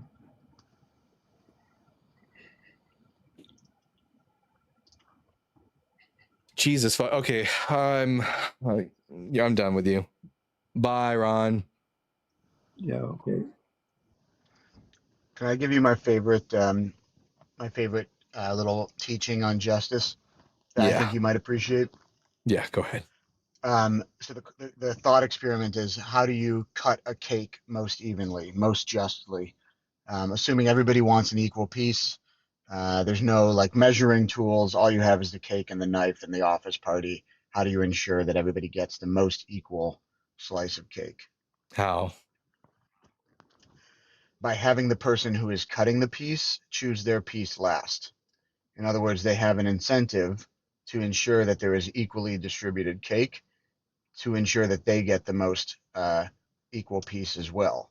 And so when justice is distributed, it should be done so from a place of poverty. It should be done so from a place of not having, and therefore the justice that is distributed is most equal. I like that. In fact, it's kind of similar to what I often say, that the best way to like build a society is, imagine you're in this situation. Imagine you're in a situation in which you will not know who you will be born as. You might be a man, you might be a woman, you might be white, you might be black, you might be you might be straight, you might be gay. There's any number of things that you could possibly be. You don't know what you will be born as.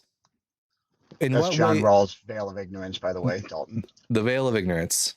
In what way would you build society to make sure that no matter who you're born as, you get an equal shake? And yeah, that's, by the way, the veil of ignorance. Yeah. Take a guess what John Rawls' father was. Who? He was a rabbi. Hey, there you go. There you go. Yeah.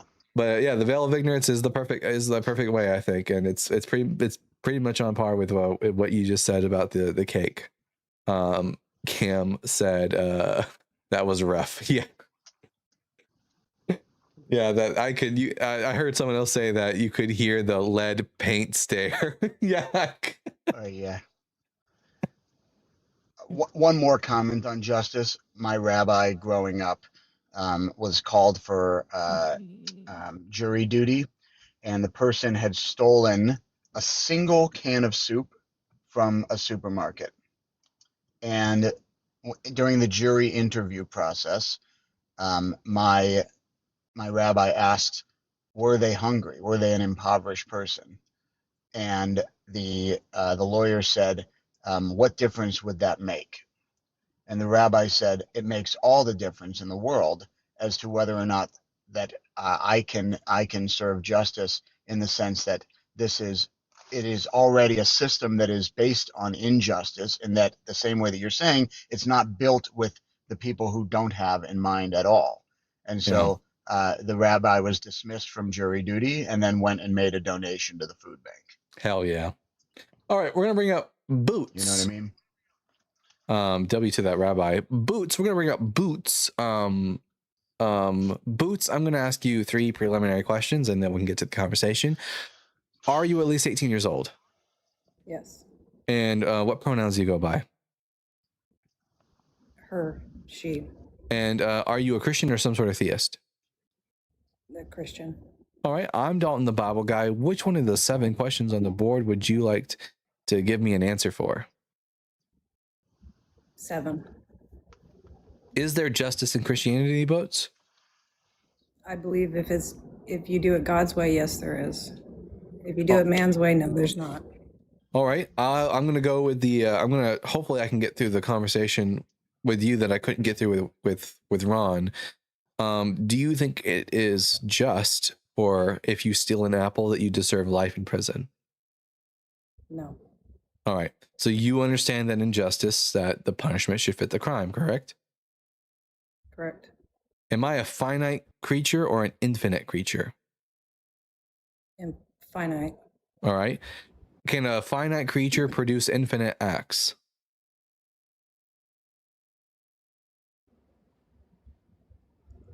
That's a good question. I don't know. I would say it logically follows they can't, because a finite creature can't do anything infinite because they're finite. They don't have the capacity. I can only perform actions that are finite in nature. And if that's true, there is no crime that I could possibly ever commit that would be worthy of an infinite punishment, such as hell. Hell is, at its base, unjust. Well, it's definitely a place I do not want to go. But to answer your question on the infinite part, within our heritage, that's why history is so important, because it's through history that we learn. It's through history that we evolve. So we could have an infinite impact being not infinite. I can't imagine any way in which we would have an infinite impact. I don't think it's Through possible. heritage, through our bloodlines. One day the earth will dissolve and cease to exist, and any impact I may have had will cease at that moment. So it's finite. Yes. Okay. Then in that aspect, yes, I agree with you. So no, I don't think there's any crime you could possibly commit that would warrant eternal punishment. Do you? If I had to pick one, I would say Hitler was pretty close. I would say that maybe give Hitler a life sentence for every life he took, in which case he would probably spend millions of years in rehabilitation and hell. But like infinite punishment, it still wouldn't be justice. And that's the biggest asshole I can think of, and it still wouldn't be considered justice. Or just obliterate them entirely. Like, you know what I mean? Like, then they're gone. Obliterate them from memory. And then it's no, you know what I mean? Because it's actually, it is injustice to create infinite punishment. Yeah. That there's no way that can be justice, because you are then creating suffering. And there's no way of redemption. There's no way of getting out of that. It is more just to take away their memory, whatever. You know what I mean? That is, if you can imagine a more just situation, then it's, you know, that's it. Yeah. Then on the other hand, there is a way of getting out of the infinite punishment, but the way of getting out of the infinite punishment is equally unjust. First and foremost, it requires an innocent person to be killed and for wicked people to be let off. You could spend your whole life murdering people and on your deathbed have a genuine conversion to Christianity, confess Jesus as Lord, and go to heaven. in which case none of your crimes will be dealt with. And then again, people like me will end up in hell for something I had no control over. In order to go to heaven, I have to believe in Jesus, right? Yes. Can you believe in things if you're not convinced that they're true? Not normally. Yeah, I can't think of a single thing. That's why people study. That's why people research, because they're trying to find the answers, and I think that's awesome. And if someone spends their whole life studying it and never become convinced because the evidence just wasn't good enough, they'll end up in hell. And it's not like there's nothing they could have possibly done to change it. Just the information provided to them was never good enough.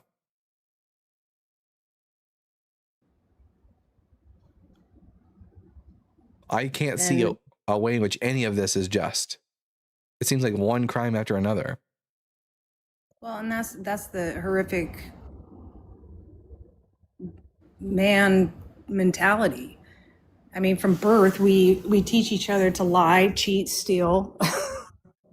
It's unbelievable what we teach, and then we want to take it all back when we're the one that did the wrong. But all of that is overshadowed by the infinite punishment that God employs upon people. No matter what, all the cheating and lying and stealing in the world isn't even a drop in the bucket compared to the evil that is eternal hell, which is like given to us by God.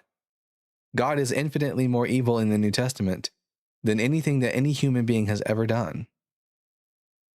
Well, I agree with that, but if we did it God's way, we wouldn't be having any of this problem anyways.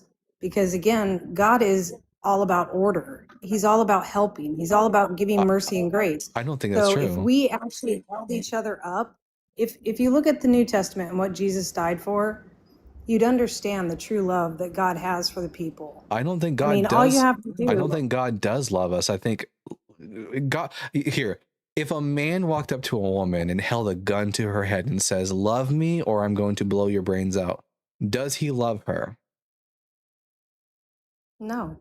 If God says, "Worship me and love me, or else you will go to hell for all eternity," does he love us? That's not what God's saying. Sure it is. No, it's not. God is saying, follow me and I will protect you. From what? Do as I protect did. Protect you from what? From all that evil. No, from hell, right? He'll protect us from hell. Hell is the reward. That, or hell and heaven are the reward. It's our choices here on earth that make. Who created hell? Make those choices. Who created hell? God. So God is protecting us from the thing that he created that he could have just not created if he wanted to. He's threatening us with hell and says, you will either believe in me or you get the fire. It's like a mafia boss who says, this is a nice shop you got here. It'd be a shame if it got lit on fire. Make the payment. Well, what do you think parenting is? Are you a parent? If I was a parent, I would first and foremost, corporal punishment is abuse, and that's like the consensus among like child psychologists. It doesn't actually work. As someone who received corporal punishment, I know for a fact that it doesn't work. It only made me resent my parents on some level, and it only made me good at hiding my crimes. Corporal punishment doesn't work. There are better parenting methods that we have developed. And also, I would never throw my kid. I would never punish my kids by throwing them into a basement and lighting them on fire. Never. Okay, that's not a good parent. And that's what God. And that's what God does. If you do not believe in Him, if you do not obey Him, He throws you into the eternal furnace. Okay. You and I agreed that every crime has its punishment, correct? Sure. And the punishment should fit the crime, correct? Yep. Okay, so as a parent, your child steals something. So what do? You put them in timeout. You ground them. You don't beat them. No, you don't. You take something away from them. Shows them that what they did to somebody else, they did to themselves. Do you take everything away from them for all eternity? No. So not analogous to hell. Until they learn the lesson. No, So just wait, until they learn a lesson. wait a minute. Do people in hell get to leave hell? They learn their lesson? Did they repent at any point in their life for anything that they did wrong? No, not in their life. Because the child, Yeah, in their life. the child. You just said it. No, A person could serial kill for an This entire is life why. and then on their deathbed. Listen. This is why this is not analogous. In your analogy, you talked about you take away the thing from your kid until they learn their lesson, then they get the thing back, right? So after the punishments, the punishment isn't forever. It ends once they learn their lesson. Hell is the punishment. Can hell end for someone? Can someone leave hell if they learn their lesson? Isn't life nothing but lessons? I didn't ask about life. It's just talking about afterlife. Once you receive the punishment, This is. the punishment That's doesn't. what I'm talking about. The punishment is the crime. So while you're No. living on Wait. Earth, No, you're not listening. You're not listening. The punishment doesn't take place until after you die. Then you're in hell. Can you stop the punishment if you learn your lesson while you're in hell? no. Then But it's not. You're Then it's talking not, about a then totally it's- different person. Then it's not like the You're analogy. talking about a serial killer that never even cared about the people that he It's not just serial killed. killers. It's not just serial killers. If I just tell a single I just lie, used that one as no, boots. Boots. If I even tell a single lie in my life, and that's all I did, I'm going to be punished forever. And it doesn't fit your analogy. You're not. Yeah, Where yes, did you read that? Oh yeah, because if you break one, if you sin, is it not Christian theology that if you sin, that you have fallen short of the glory of God, and therefore you must repent of sin and turn to Jesus Christ, or else you will not be saved? To be fair, lies aren't against the commandments. Okay, It's then only under oath. theft. Then I stole something. I stole an apple. Do I deserve eternal hell now? According to Christian theology, because- yes. No, that is incorrect. That is not the Christians that God wants. How do you know? Those ones are the ones that, because those are the ones that are going to be going up to him and they're going to go, Lord, Lord, we did all these great things in your name. And he's going to look at him and say, I never knew you. Because that is not Christianity. No. Christianity is Where in the helping Bible? people. Where in the Bible Christianity does is building each where in other the up. where in the New Testament does it say that you can commit sins and still end up in heaven without turning to Jesus?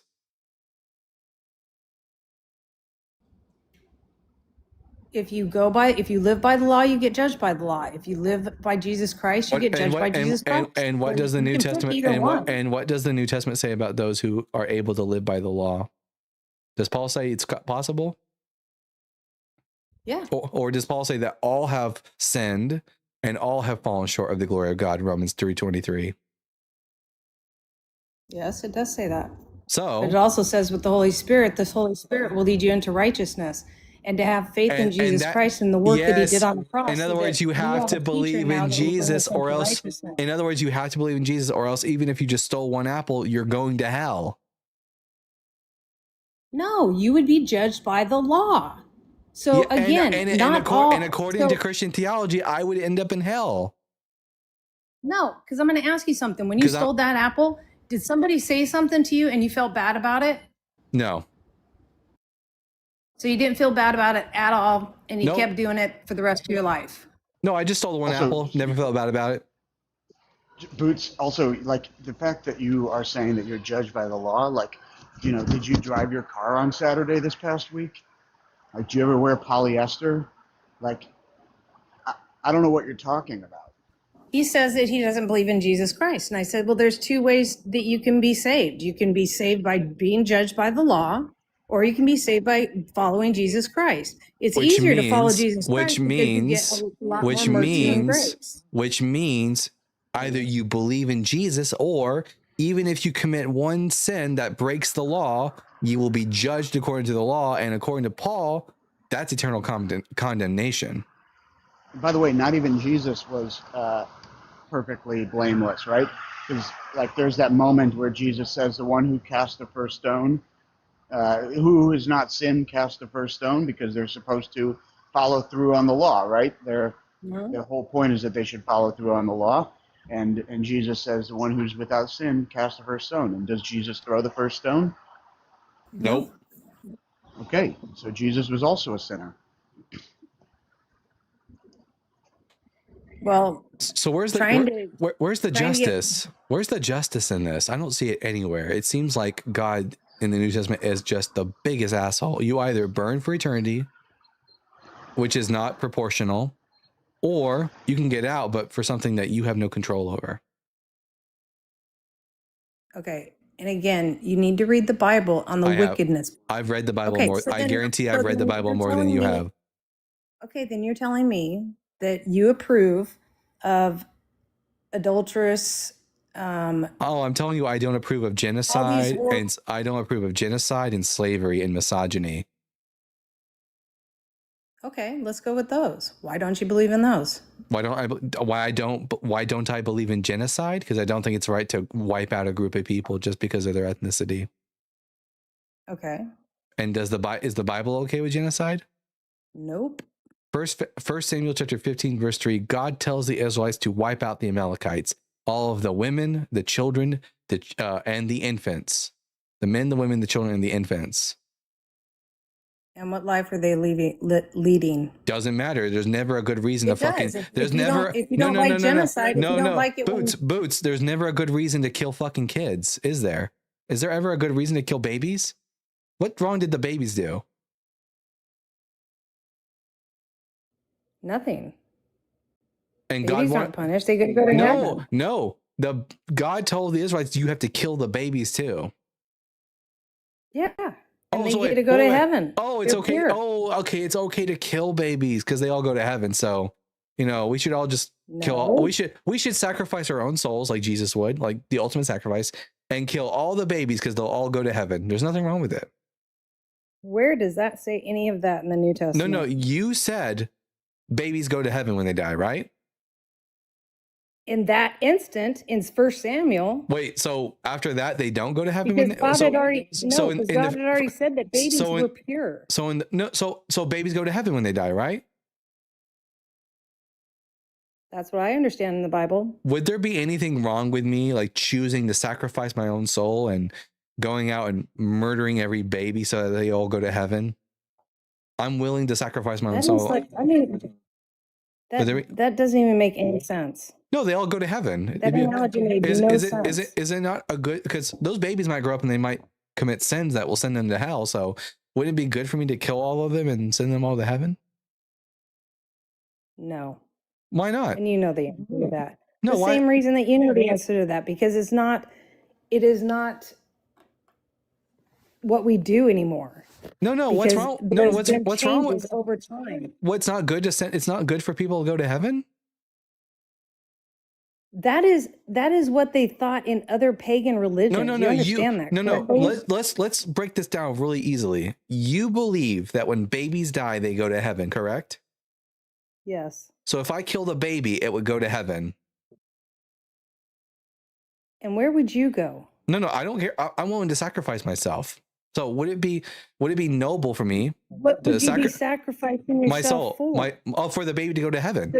So you're sacrificing your soul to the devil to make the babies go to heaven. Yeah, because that baby might. Then Is it? I would try and stop you Boots. so that you don't lose your soul. Boots. If that baby grows up, is there a possibility that it might sin and end up going to hell? Well, there's sin in all of us, correct? So is there a Once possibility we're that taught is there sin, yes or no? Is there a possibility that the kid might grow up and go to hell? that's not for me to decide. No, I'm asking only if it's a possibility, not will they, but is it a possibility? Yes, everything's a possibility. Okay, but it's a 100% chance that they'll go to heaven if they die as a baby. Yep. So one soul, my soul, versus all the babies in the world. Sounds like a good, sounds like I'd be doing a really good thing there. I'd sacrifice myself, my eternal soul. It's actually a bigger sacrifice than what Jesus did. Everyone would definitely 100% go to heaven, as opposed to maybe go to heaven if they accept me. And then I will actually do sacrifice myself, unlike Jesus, who just like sacrificed a weekend. You just talked about something that you know is morally wrong, godly wrong. Why? All the babies go to heaven. I'm actually sending more people to heaven than Christians are at that point, right? What'd be wrong with it? I think a lot of serial killers think that way. Yeah, they'd be justified, and they're they'd be not justified. doing the will of the Father. They're doing the will Wait, of it's not the the will. devil. It's not the will of the Father for people to go to heaven. Yeah, it is the right way in righteousness. Yeah, the babies would be righteous when they go to heaven. Glorifying him and not the devil. Yeah, it would glorify him. All these, look at how many souls No, it would entered into glorify the heaven. devil. It would glorify No, the devil. it wouldn't, because the devil wouldn't get any more souls. Only one, just Do you not one. know what do you not understand what the one lost sheep means to God? I don't care. He would give up the 99 to go look for the one lost sheep. And you know, So I'm willing to do a bigger sacrifice than God. I'm willing to actually sacrifice myself, unlike Jesus. So, you know, W the Bible guy, right? See, this is the absurdity. You don't like it because it sounds absurd, but this is the logical consequence of like your worldview. I'm sorry that you don't like it, but it is. Luckily for me, because I don't fucking believe in the afterlife, I would say that no, it's never okay to kill babies. You think it's okay sometimes for babies to be killed because they get to go to heaven. I never said that. Sure you I never did. said that. You asked me a question out of the Bible from 1 Samuel. Yeah, and you asked me what happened to all those babies. I said, they went to heaven. I said, was it okay for those babies to get killed by the Israelites under God's command? And I asked you, what were those people doing? And I said, it doesn't matter because babies aren't guilty of anything. Okay. And then what do you do with the babies? You put them in with the people that killed their parents and their sisters and brothers and everybody else? Maybe you don't commit genocide. Maybe they should not have been so wicked and killing their own babies. What did the Amalekites? What did the Amalekites? Do you know? No. Well, first and foremost, you have no evidence that the Amalekites were offering up their children to pagan gods as sacrifices.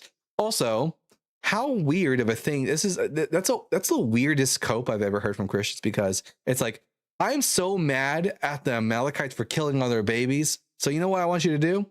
I want you to go in there and kill all their babies. Does that make sense?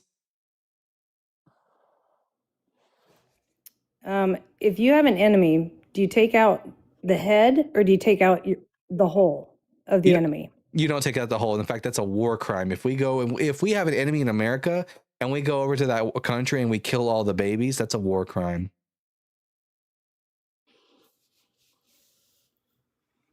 And how often does it happen? Less now because we're not barbaric savages anymore. I'm sorry, did you not?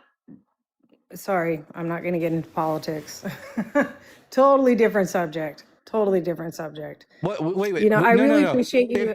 If Donald Trump, like, let's say we're at war with Iran right now. If Donald Trump ordered that every Iranian be killed, the men, the women, and the children and the babies, because God told him to, would you be okay with that? Nope. So you wouldn't be okay with you would disagree with God then? Donald Trump is not God. No. I said God told him. God told Donald Trump. God would not tell him that. Why not? God told Saul to do it. Before? Yeah, in the Old Testament, God told Saul to kill the men, the women, and the children, and the babies. So if God told Donald Trump to do the same thing, would you be okay with it or would you disagree with it? That was when God was leading them. That's why Jesus came. Yeah, so if under our nation, if God was leading our nation, Donald Trump's like, you know what? The president's no longer the highest authority in America. We're giving all the authority to God. And God goes, okay, Donald Trump, I want you to wipe out the Iranians completely. Leave none of them, not the men, not the women, not the children, not the infants. Would you be okay with this or would you be against it? Have you not read Kings? Have you not answered my question? How many? I am answering your question. God did not do that. God didn't do that. He had people that have authority. First Samuel. We're gonna read 1 Samuel chapter 15, verse 3. Let's take a look at what the book of Samuel actually says. Let's see whether or not God did this thing. Samuel said to Saul, who's Samuel, by the way? The prophet. All right. The Lord sent me to anoint you king over his people, Israel. Now, therefore, listen to the words of the Lord. So is this just Samuel talking, or is this God's word? God's word. Thus says the Lord of hosts, I will punish the Amalekites for what they did in opposing the Israelites when they came out of Egypt, which, by the way, which means that this generation is not the generation that it's their ancestors that did the wrong thing. So that's another problem. Now go and attack Amalek and utterly destroy all that they have. Do not spare them, but kill both man and woman, child and infant, ox and sheep, camel and donkey. Did God tell the Israelites to kill everyone, including the babies? Yep. All right. Now, what if God told Donald Trump to kill all the Iranians, even the babies? He'd be dealing with a lot of people upset. I'm asking, would you be okay with God's command or against it? I don't believe that Donald Trump is getting information from Donald Trump in real life is not receiving information from God, because no one has ever received information from God. But in the hypothetical where God is doing the same thing with Trump that he did with Saul, would you be okay with it, or would you be against it? against it. You would be against God. No, I would be against Donald Trump. God is telling Donald, you're being so disingenuous. No, I'm every not, time you because you just said it earlier. you don't answer. Okay, we're gonna get to no God in man. in the hypothetical. God told Donald Trump to do this thing. Are you okay with it or not? You get one last chance to answer, or I'm dropping you. Hypothetically, no. You would be against God. Yes. Well, you know what?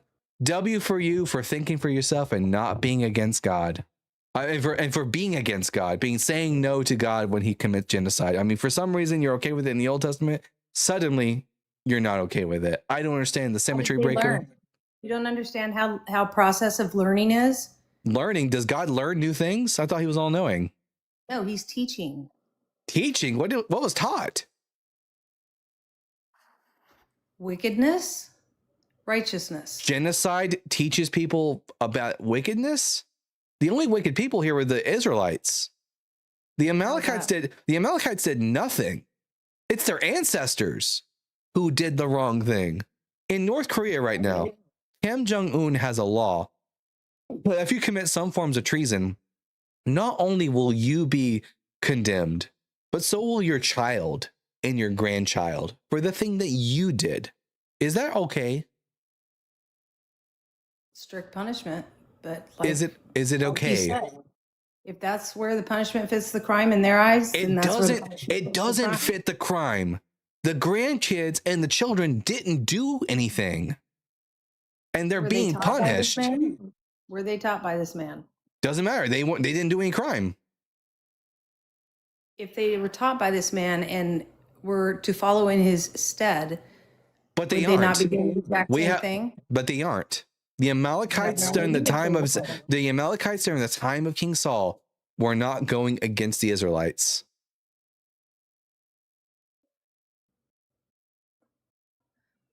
Why did they come out of Egypt? That's irrelevant. We're not talking. Who do you think did that? Who do you think persecuted all those ones? I've had enough with you. You're disgusting. You're a horrible person. You justify genocide. And honestly, you can go fuck yourself. That's my position. Oh, God. She was a greasy little weasel, wasn't she? But I mean, I don't let them get away from the point. If there's one, if reincarnation is a real thing, I was definitely an interrogator in another life. I don't let people get away with their shit. Sorry, y'all. I let that one go on for way too long. But here we are. I got one super chat, and then we'll move on to the next guest. See, at Yanacone with the 2.79 Canuck bucks, Boots didn't have the right boots for this hike. That is accurate. That is accurate. Gee whiz.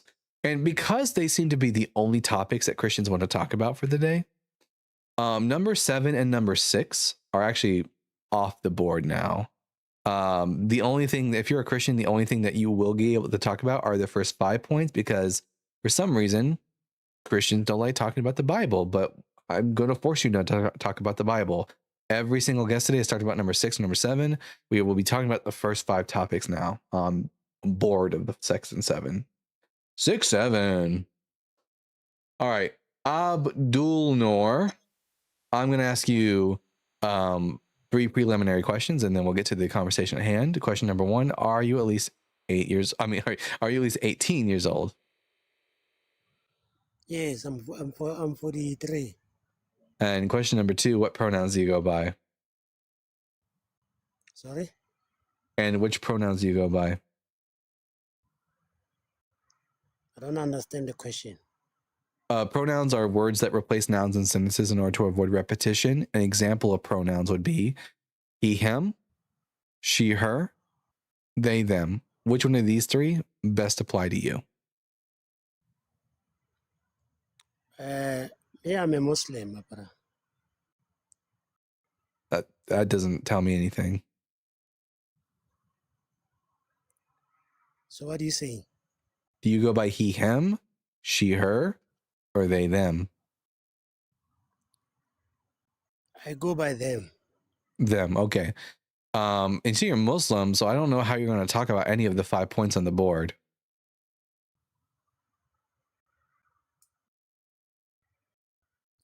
I think Jesus is not God. I agree. I think the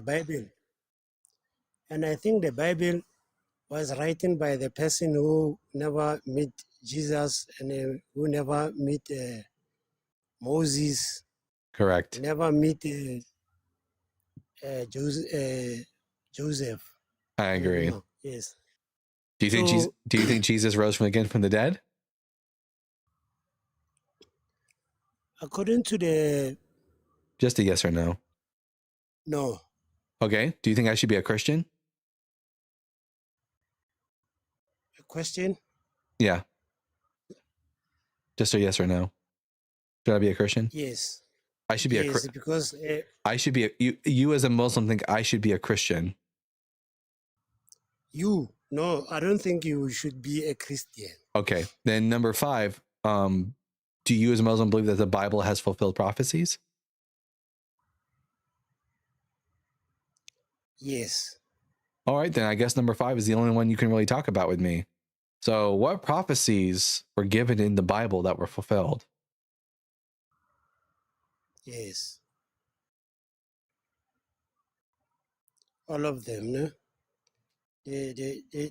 I can't think of a single one. See, the Bible... sorry? I can't think of a single one. Can you name me one prophecy from the Bible that was fulfilled?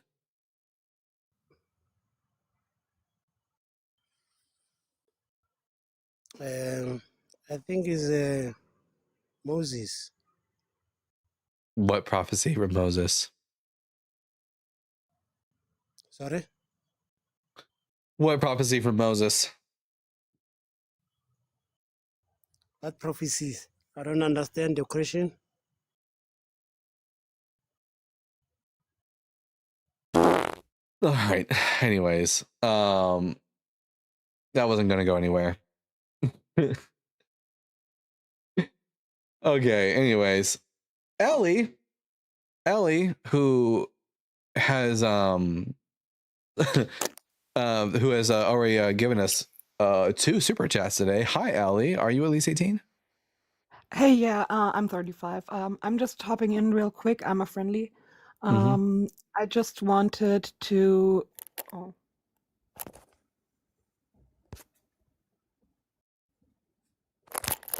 The phone is giving me advertisement now. Oh, you just wanted Sorry, my bad. I just wanted to drop in real quick. I wanted to offer some input from Europe. Just real quick. It's really. I live in a country where we do not have separation of church and state, and it is more significant than I think many Americans can appreciate, especially right-wingers where you are, because church taxes are a thing here. And I thought Republicans were all like anti-taxes and shit. I just wanted to drop in real quick and say that. Sorry. You would think that they'd be anti-taxes, but yet they don't. They don't seem to. I mean, they like taxing the wrong people. It's like, yeah, and like it's like I literally live in Germany's Texas, which is like the most Christian part, the most conservative part, the part most influenced by the non-separation of church and state. I had to take religion classes until the very end of my school career, which is also something that I am not sure people would even be willing to do ever at all in the US. that's crazy. You said Germany's Texas? Yeah. Bavaria is like the state in Germany that is the largest and also the most conservative on the average, and also the most religious on the average. I see that. It's by largest. It's like 2 million people, isn't it, Ellie? Excuse me? Isn't it like 2 million people? It's like not that. I mean. No, Bavaria has more than 2 million people. The city I live in has like 500,000, and Munich has like, I think, 1 million. But Germany in general only has 82 million people. So yeah, right. Yeah. I just think like it's important to like understand the scale. Yeah, that true. Germany is much denser, and there's fewer people in total. So that's much easier to like oversee that, and with the taxation, etc., etc. I would be honestly interested in seeing what people that are actually against the separation of church and state would like propose as like policy to do that unseparation. But so far, I've never actually really seen any policy ideas even. Isn't this a remnant of after the Third Reich?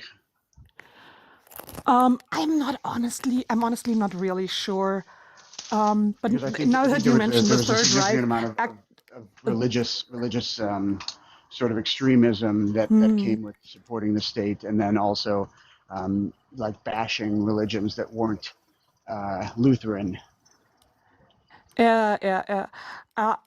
Fun fact that you mentioned the Third Reich, Zeit, which is like a newspaper magazine type of thing in Germany, actually worked through like the NSDAP files, like the Nazi Party membership files, and people can now actually like search for their relatives, etc., if their relatives were in the Nazi Party.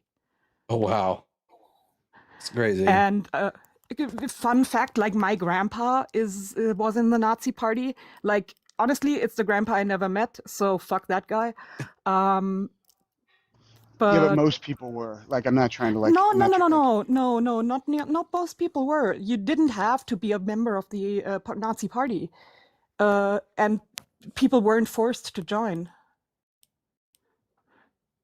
Yeah. I thought it was like something like 70 or 80% participation in the youth program.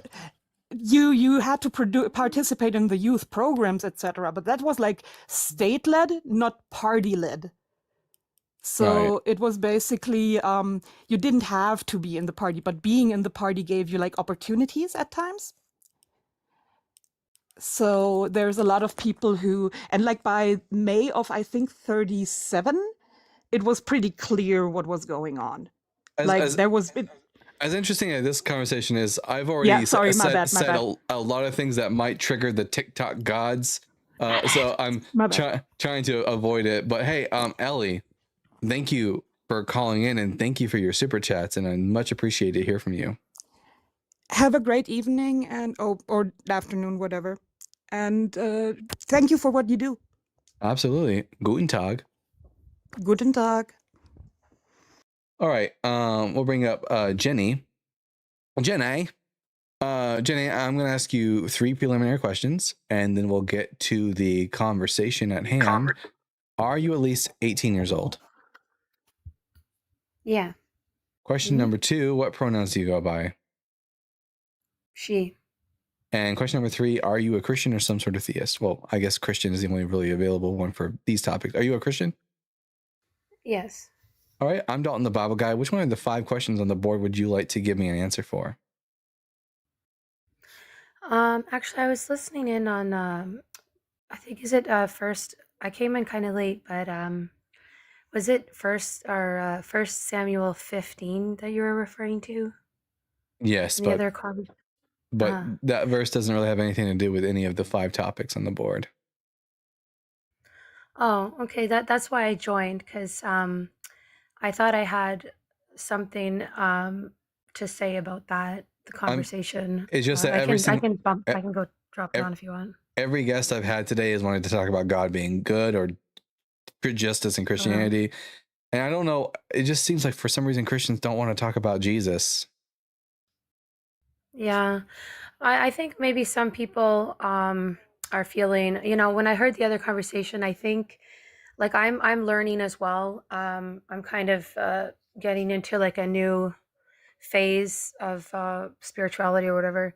And why I was going to join is because I think that what I'm finding, not that I'm perfect myself, is that it seems that a lot of Christian people are, I don't know if they do away with the Old Testament. That's why I was putting some comments in They just don't in read the it. chat. It's the problem. Yeah, I think, because what I'm learning is that, okay, the Hebrew aspect of the first part is quite crucial. I'm actually really only on Genesis chapter 6, and I've been back and forth in a couple of discussions, which has taken me all the way back to the 3rd chapter again, because there are words that are not in the Greek translation, which are in the Hebrew text, that need to be looked at sometimes. So I think that might be part of the issue. In fact, I'm pretty positive actually, because I am Christian. I was raised Catholic, and I know for certain that I myself wasn't looking at some of these specifics. And I know that people, because the New Testament seems to be like, uh, I don't know. I think maybe people look at it like the Old Testament is over now and we're going into the New Testament, but they don't really recognize how significant and important the whole thing. That's the way I'm looking at it, because I do know that Judaism, and probably Rav might be able to correct me on my wording, but what I'm learning is that they don't believe in quite a number of things in the New Testament, including Jesus. So they omit that part out. But I think as far as anybody who's believing in Christianity and the New Testament, I don't think they can omit the prior portion out. It has to come together as the whole, and I just don't think that people are doing that. I believe that could be why the lady was quite stumped when you gave her a very good question on the First Samuel, because she probably hasn't looked at that. They don't look at that, and these are legitimate things. When I first came on TikTok, for example, they had brought that one up, some people, about First Samuel 15, and I too didn't even know of it. And I would love to ask some questions if anybody might know, because I could be wrong, but I do think that it's possible that Ezekiel 18:3 might have a response to that specific passage, which Yeah, is First Samuel 15. the author of Ezekiel just has a different opinion on whether or not, like people should be punished for the crimes of their fathers. Then, each book of the Bible has their own author, and each author has their own agenda and their own theology, that they're bringing their own perception even of what God is, and they're all bringing it to the table. And sometimes that means that there's a clash in ideologies. Mm-hmm. Yeah, that's right. And that's what I've been learning too, is that I'm taking that into consideration, I guess you could say. When I read it, I don't take everything 100%. I consider that it's possible that the author may have got something wrong in a certain way too, such as attributing something to God where, you know, and also I'm thinking that, anyway, in this particular one, Ezekiel, you can ask the other guest as well, like I said, but I think it might be possible that one there is kind of doing or maybe expanding on or correcting First Samuel, which I'd have to find the specific one. I think it I think it says, might be a uh-huh. response. I think, personally, it might be a response to Exodus 20's statement that, you know, Mhm. God punishes those to the second and third generation. But Okay. yeah, either way, my guest was doing her very best is to try to justify genocide. Right. Exactly. Yeah. And I see that often too. I think I think the reason why is because now my stance on this, my take on this is a little different. I believe that and I try to promote more of a unification. Okay, so like I see individuals who are non-believers who are important in this whole big picture, including Jewish individuals who may not believe in the same thing as me, who are very significant for my path in figuring all this out. So I take a bit of a approach as opposed to you know, even Muslim. Now I haven't gotten into that aspect yet, but and I could be corrected on this too, but I think as I'm learning that way back, you know, and I'm starting to also trying to figure out what's fictional and what's not as well, which is a bit of a task. But there's the Ishmael, right? That was one of the sons that went out into a separate part of the Middle East there, and I think that that's where Islam originated, was from that. There were the two brothers, right? So I just find that a little fascinating too. And as I'm doing some more research, I'm discovering that there's this cathedral, I think St. Catherine's or whatnot. It might be near the Mount Zion or something, but that apparently this prophet and the Muslim people protected it. Apparently, there's quite a lot of artifacts and archaeological things underneath of it that nobody's even seen, and that's because it was very much protected because it's considered a sacred site. So then I look at it and I say, well, look at that. You have Islam individuals that are protecting this sacred site that is also an important sacred site to Christians, and also, so I'm trying to sort of see where we all connect here. You know, that's my approach. I'm looking for the connections, but anyway, I'll drop down now. I guess I just want to bring up that one point about the Ezekiel, you know, not to continue to use that proverb or whatnot, or whatever it says, you know, and also wanted to just, you know, put some awareness out, shed some light, being one myself, that, and I'm still on my path, but, you know, to try and be a bit gentle. Some of these people, and now we don't say genocide is okay, of course not. That's, I mean, you're going to go as far-fetched as that just to, but some of these people, I don't think that they're doing their due diligence, you know, to look at everything as a whole. So anyway, thank you for listening, and I'll continue listening to the rest of the conversations. Alrighty then, everyone, we're gonna be doing a quick restart on the TikTok side because it looks like we don't got any more opposition right now. So I'm just gonna do a quick restart. So we'll see you all over here again in just a second. And yeah, there's that. Let's see. Jesus Christ, guys, I zoned out partway through that. You can see it in my face. I'm so sorry, but I just, my ADHD, I guess, or something. I just stopped listening at one point. It was sorry. Oh my god. It just had nothing to do with anything we were talking about.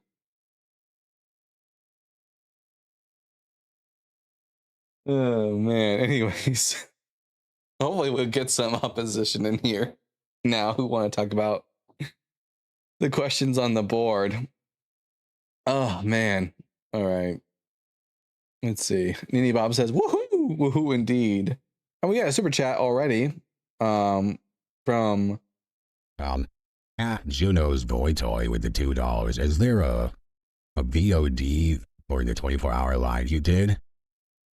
So I'm one of these days I'll get back around to working on that, but like it's just on hold for right now until, you know, a little bit later. But the idea is originally I have an idea for taking all of my lives, especially once I get a lot of them, and then doing a 24/7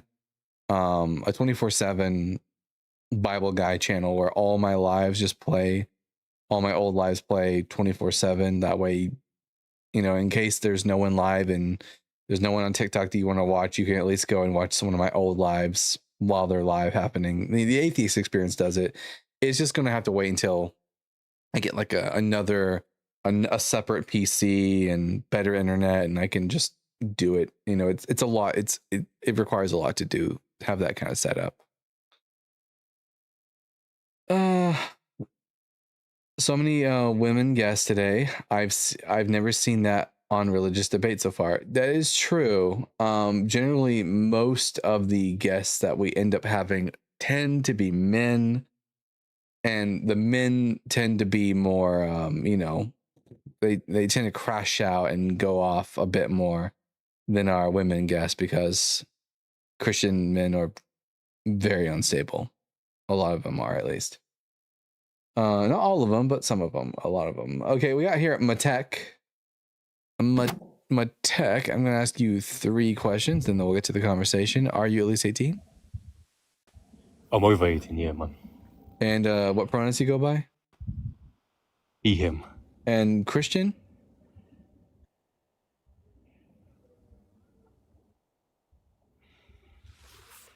Oh, brother, if you can ask that one more time, you know, I live on an island, so internet connection is kind of crazy. So sometimes I'll have to ask you again. Say that one more time. Are you a Christian?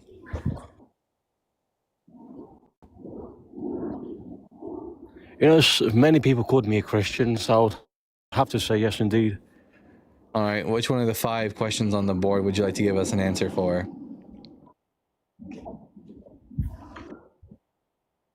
You know what? Let's have a little chatter about number 1. Why not? All right. Do you think Jesus is the Messiah?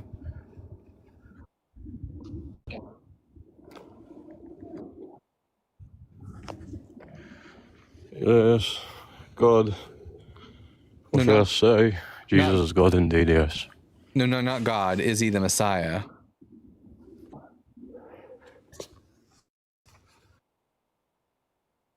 Oh, yes, indeed, as any is.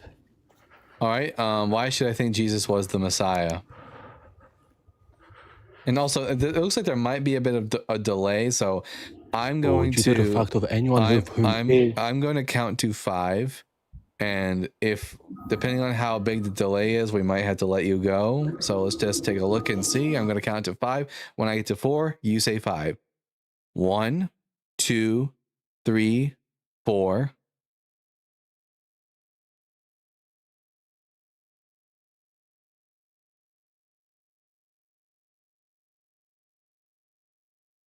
Yeah, that's too much of a delay there.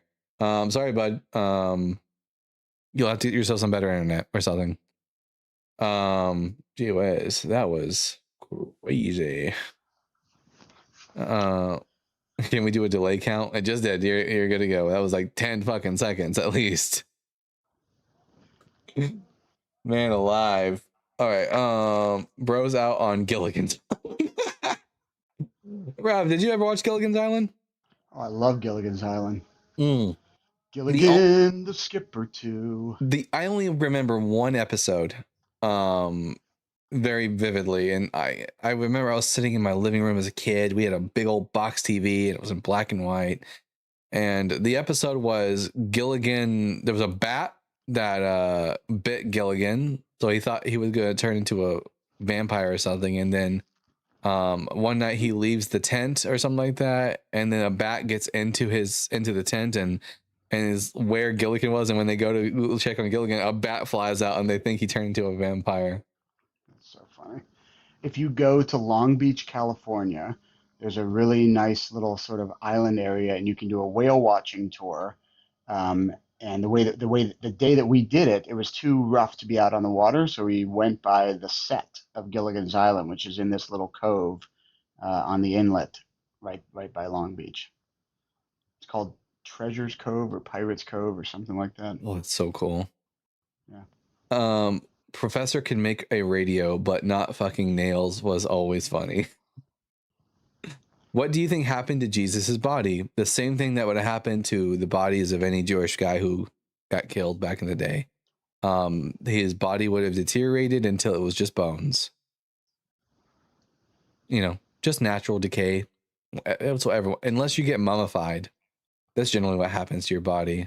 And as far as I know, Jewish people in the 1st century CE in Palestine did not practice mummification.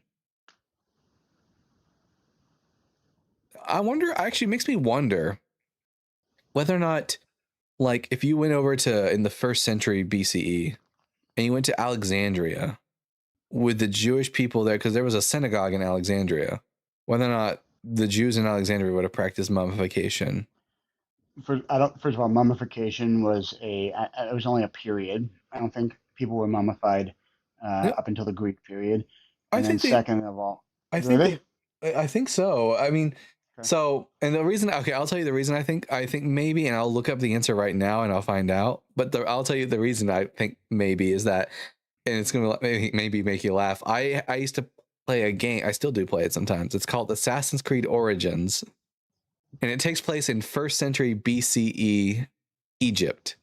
And there's a lot of mummification still going on in that. And they try to be historically accurate. But let's take a look and find out. My guess is also that it's against Jewish burial practice. And then the other issue would be probably cost prohibition. Like, I imagine that mummification is only for the most 1st century. I have no idea if it was just 1st century BCE, and if so, did the Jews of Alexandria? You know that Joseph was. Yeah. Do it. Okay. So let's take a look. Yes, both parts of your question have fairly clear answers from historical archaeological evidence. Number 1, did Egyptians practice mummification in the 1st century BC? Short answer, yes, absolutely. Mummification did not stop in the pharaonic period. It continued through to the Ptolemaic period, which after Alexander the Great, and well into the Roman period after 30 BCE. What changed? By the 1st century BCE, the practice became more standardized and commercialized. Quality varied widely depending on wealth. Greek and Roman culture influenced was for blending in. Fayum mummy portraits. We have Fayum mummy portraits, and the Fayum is a I remember those death masks, like the paintings that they would put on the face. Yeah. So did the Jews of Alexandria practice mummification? Short answer, no. Jews did not adopt mummification. Even though they lived in Egypt, Jewish burial practice remained distinct, and rapid burial, body wrapped in linen cloth, placed in a family tomb, later practice of ossuary burial. So pretty standard for, same as like in Palestine. That's what we do. That's what we do. Yeah. You know, fun fact, you know the character Caiaphas from the New Testament. We actually found his ossuary. Oh, that's cool. Yeah, so we have his actual bones and stuff, and maybe Jesus too, if it turns out the Talpiot tomb is real. Chris Page, we've spoken before, I'm pretty sure, but are you at least 18? Yes, I'm an old man. I'm 43. My life is half over, thank God. And your pronouns were he, him. And you're a Christian? I try to be, but I'm terrible at it. Yeah, okay. Which one of the 5 points on the board did you want to talk about? It's kind of related to number 3, but tangentially. I'm just trying to figure out, if Jesus, didn't rise from the dead, what happened, what is another alternative explanation? And as an expert yourself, what do you think, could have happened? I was listening to Bart the other day, and he mentioned that Bart Ehrman, that at least another lecture, maybe it was one of the great courses on Google Prime, that Joseph of Arimathea or Nicodemus could have hastily buried buried the body in a hewn tomb because they didn't have time to do it because it was the Passover. And then perhaps when Passover was over, they came, took the body out, and then buried it in a mass grave. And I was just wondering if how old were these courses? Because Bart doesn't believe Jesus was buried in a tomb anymore. I don't think it was. No, I got confused. It wasn't Bart. I was listening to him, and then I was listening to another course that was older, so I beg your pardon. I got confused there. So, but yeah, I mean that he was hastily, temporarily buried in the tomb, and then removed, and then perhaps buried in a mass grave. I mean, do you think that's a plausible alternate explanation to the resurrection? And then they. The series of events, as I understand it, and I think is the most plausible based on the available data, is that Jesus was probably thrown into a mass grave after spending any number of days on the cross. He gets thrown into a mass grave, and then some period of time later, Peter has a bereavement hallucination. He tells the rest of the apostles about it, and they pray and they do the typical things that Jewish people would do in that time. And after feeling a sense of presence, that would confirm for them Peter's hallucination, and thus they would believe that Jesus was risen. Mm-hmm. Yeah. Also, I remember from this particular lecture, I forget, she was a researcher, a paleontologist from University of North Carolina at Chapel Hill. She mentioned that there was a tomb discovered in Israel with a particular family ossuary or family hewn tomb in which there was a fellow by the name of Yeshua, and then Miriam, and then another Miriam, and then Joseph. Yes. And I don't know if you're familiar with that case, and it wouldn't seem that Jesus could have afforded that because came from a poor family. That was my understanding. And so I don't know if you know. We don't know. I don't really think we know whether or not Jesus' family is poor or not, but the Talpiot tomb, which is what it's called, the Talpiot tomb in Jerusalem, had an ossuary in it. It didn't just say Jesus. It said Yeshua ben Yehoseph, Jesus, son of Joseph. And then it had a woman in there named Maria, and then another woman named Mariamne, both of which are variations of the name Mary, although Mariamne was a name that early Christians would have called Mary Magdalene. And there was a Judah bar Yeshua in there as well, so the son of the Yeshua figure in the tomb. And then there's a Yosei in there, and Yosei, according to the Gospels, was one of the names of one of the brothers of Jesus. So it's an interesting case. I'm open to the possibility that it could have been Jesus's, but it's inconclusive, but it's quite compelling. So if that were the case, then that would provide evidence for there being a tomb for Jesus. It just wouldn't be any of the tombs that religious people tend to point to. But otherwise, my current state is that I just think Jesus was most likely thrown into a mass grave. Yeah. It's always fascinating to me as a believer, what is the alternative hypothesis and what is the reasonable explanation. I want to restudy the triumph of Christianity. Do you think that Christianity was, if not true, do you think it was a natural moral development from the development of the Roman Empire? That is to say, who has the most power makes the rules, as opposed to Jesus' philosophy of turn the other cheek and things like that. Do you think it's do you think at the very least it was an evolution of human morality? I mean, even you can reduce it from a biological or sociological construct, and I wonder if that's one of the reasons why it caught on. Well, because go ahead.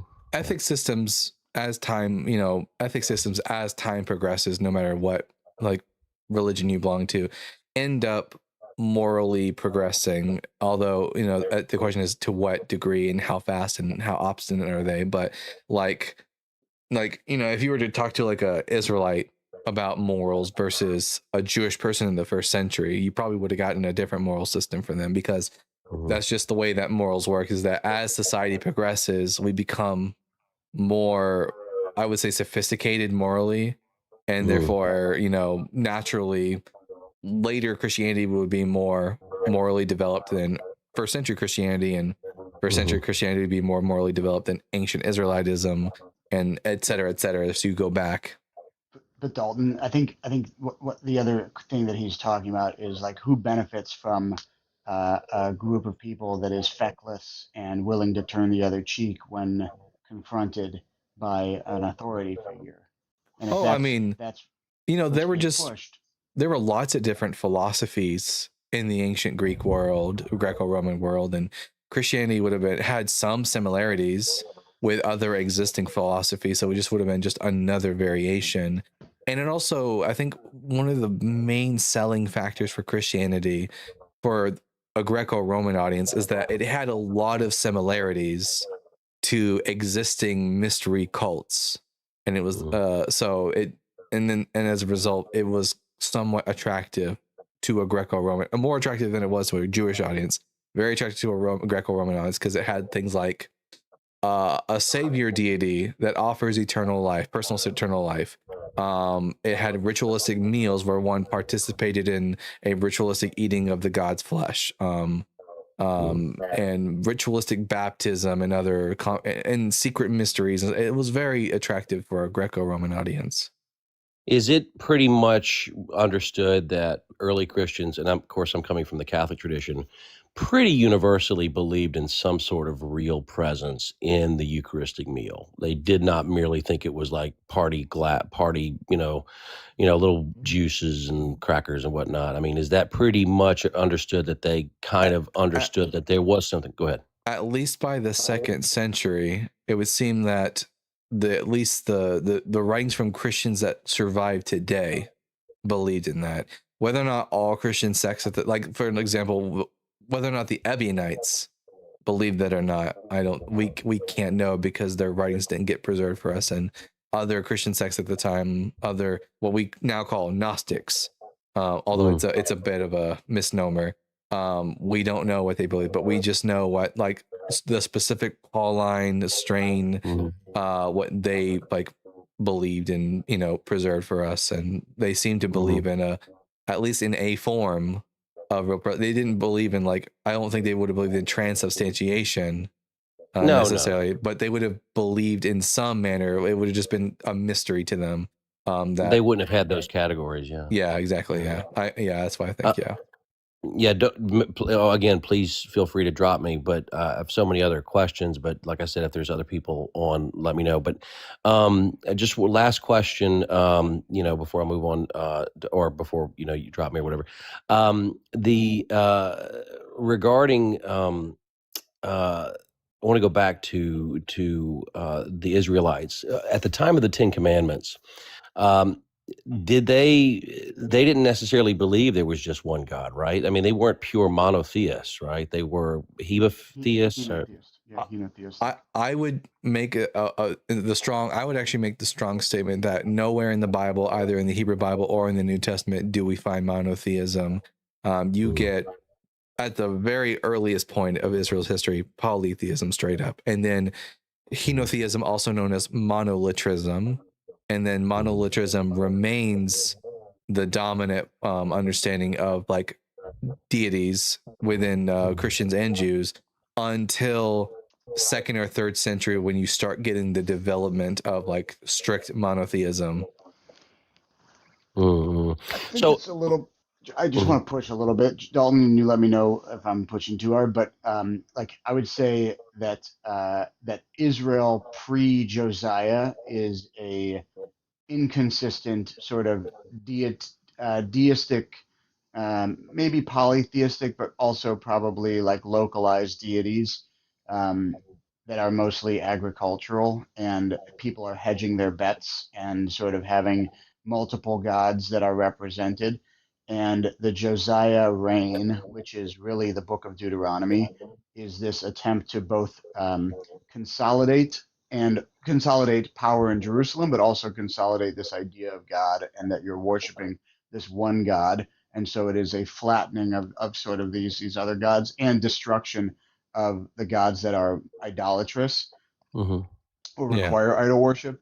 And then after the Babylonian exile, is the refusal of Zoroastrianism, which is the idea of the dual nature of two gods, but rather one God that is unified in one idea, one dual nature. Yeah, and would you say that Yahweh, because in the first or second commandment it says, do you think it's better to interpret? Do you think it's better to interpret that commandment as saying that I am the greatest of all gods, even though there could be other gods? Do you think? Does that make sense? You shall have no other gods before my face, and it's very similar to the Shema, even though it sometimes gets translated today as "Hear, O Israel, the Lord God, the Lord is one." A lot of scholars, both Christian and Jewish. So, for example, if you read the New Revised Standard Version, updated edition, or if you read like the Revised Jewish Publication Society 2023 edition, you will see it says, instead of the Lord God, the Lord is one, it translates Ichad there as meaning alone. So, Hear, O Israel, the Lord is our God, the Lord alone. Okay, so clearly, last thing that I promise we're going to leave. The calf story. If one were to take it, did they actually, if the story is remotely true or based on something that was like that incident, did they treat these images as literal, as God? Did they believe that God, or as merely as a tool for worship? So, actually, strangely enough, and if you really want actually a really good scholarly work on this specific topic, do you know who Dan McClellan is? It's an easy name to remember. I know a few McClellans, but no. So Dan McClellan is a very popular YouTube, and TikTok Bible scholar, but he's got one of his works that are for free for you to read online, and it's called Yahweh, YHWH, Yahweh and His Divine Images, and basically what he started. So idols were not understood to literally be the deities themselves. But it's not also that they were simply just representations of the deity, and what instead the idol itself served as the material media by which the deity could presence themselves. So wherever the statue was, the god was there too. Not that the statue was literally the god, but that it just presenced the god.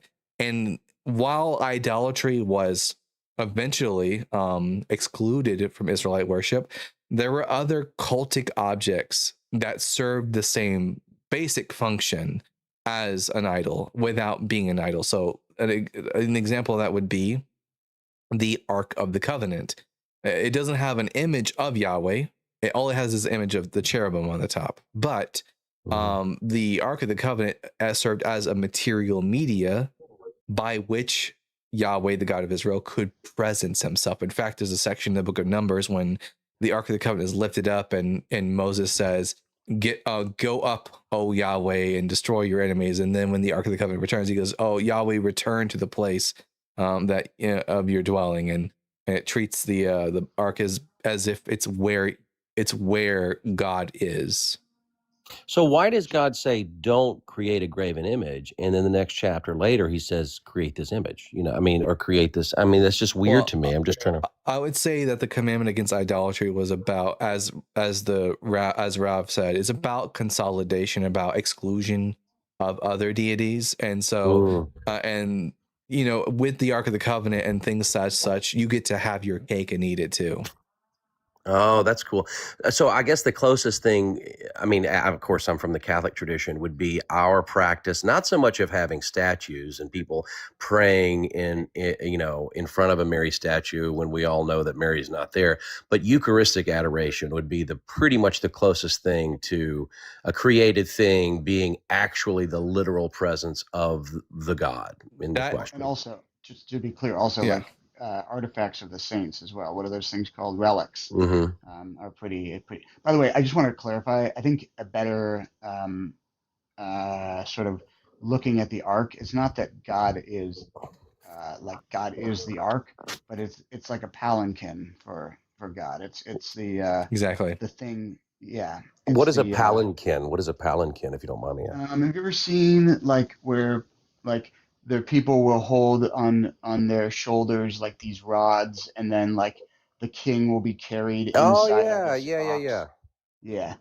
And actually, Samuel, maybe this is the book of Samuel, describes the ark in that way, and it's meant to be carried. It's not meant to be on an ox cart. It's meant to be carried. Yeah, and Right. so the calf itself, or calves, those were kind of basically a seat for the other god as well, correct? I mean, Yeah, we don't know. when we look, like, for example, let's imagine that the golden calf incident had actually taken place. The ancient Israelites would have understood it the same way that other ancient peoples would have understood an idol, is that they made the idol and they understand that the idol is human made and that it's actually not the deity, but they understand that if they have the idol, that the deity becomes presenced, because is able to become presence and localized through the material object. Like, for example, if you would have asked, if you went back to ancient Greece and you went to the temple of Zeus, and you would have had that really marvelous giant statue of Zeus created by what was the artist's name? Phidias, his statue of Zeus. They would have understood that this is marble. It's not actually Zeus, but yet Zeus is there because he's making himself present. And you made the analogy, it's kind of like the Eucharist, in that, although and somewhat different, because in Catholic theology, it's like there's a difference between accidents and substance, and the substance actually does change, so it actually is Jesus, whereas the idol remains in every single way. Whatever material object is made of, it's just that somehow the supernatural presence of the deity is made present in some way. But the Eucharist, Catholic and Orthodox Eucharistic practices are pretty much the closest thing you can get to this idea. Yeah, I mean, the only difference I would say would be, or one of the few differences would be, that bread has no likeness to a human being, like as far as an image is concerned. Yeah. So, Dalton, the last thing, I know I keep saying the last thing, but I noticed that you know a lot of stuff. Like, I mean, it doesn't really matter, but do you have, like, and it doesn't matter. I'm just curious. Do you have, like, is this just kind of a hobby, or how did you learn all this? Did you train? Are you trained? I mean, it doesn't. Do you have, like, you got to have, like, some kind of. I grew up Protestant, and then I spent some time in Catholicism, and then I spent some time in Judaism, and trying to figure out what I wanted to believe in, or what I could believe in. And I'm just also have ADHD and maybe a touch of autism. So, like, I get, when it comes to a thing that I latch onto, it's like an obsession, and I just the brain just, I don't know how my brain functions like that, but it just does, and I just retain. Have you ever thought about cashing in your chips and going ahead the full way and getting an academic PhD in this sort of thing, or?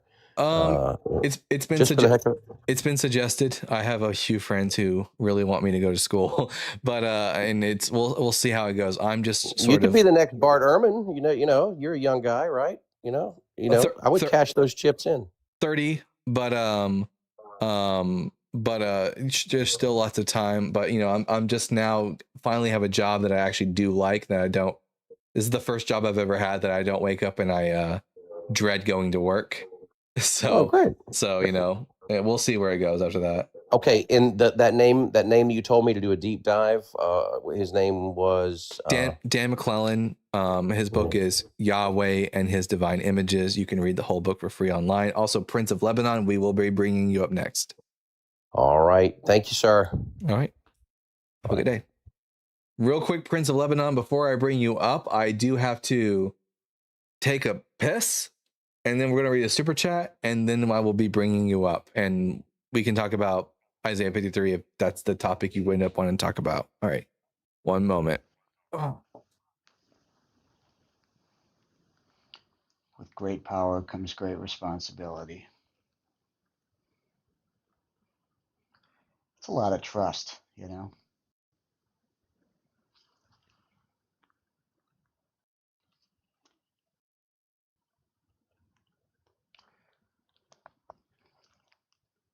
Everybody should put in the chat that I said something really wild. And also, people should like the live. There's only 4,000. It's only 4,000 likes. People should continue to like and share and do all the things, and also people should make up some things that I said in the chat.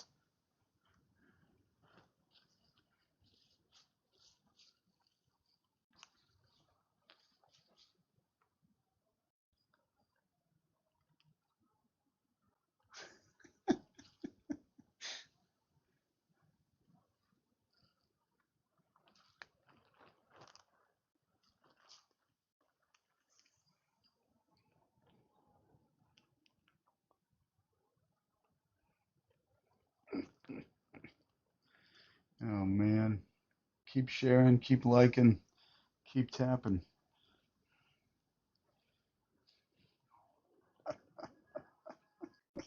It's so funny.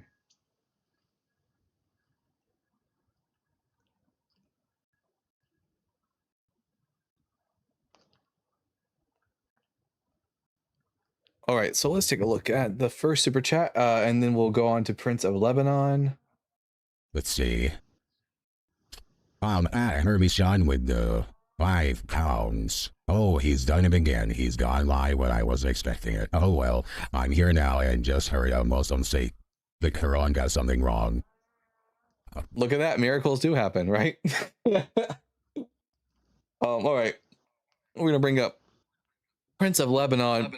Prince of Lebanon, I have to ask you 3 preliminary questions, and then we can get to the conversation. Question number 1, are you at least 18 years old? Yeah. Question number 2, what pronouns do you go by? He, him. And question number 3, are you a Christian?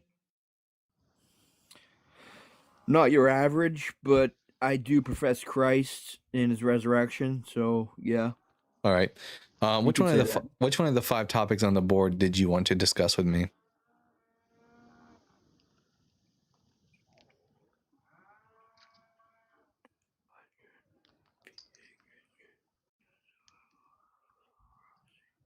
Well, like I said, I mean, I guess 5 because I want to just touch on Isaiah 53.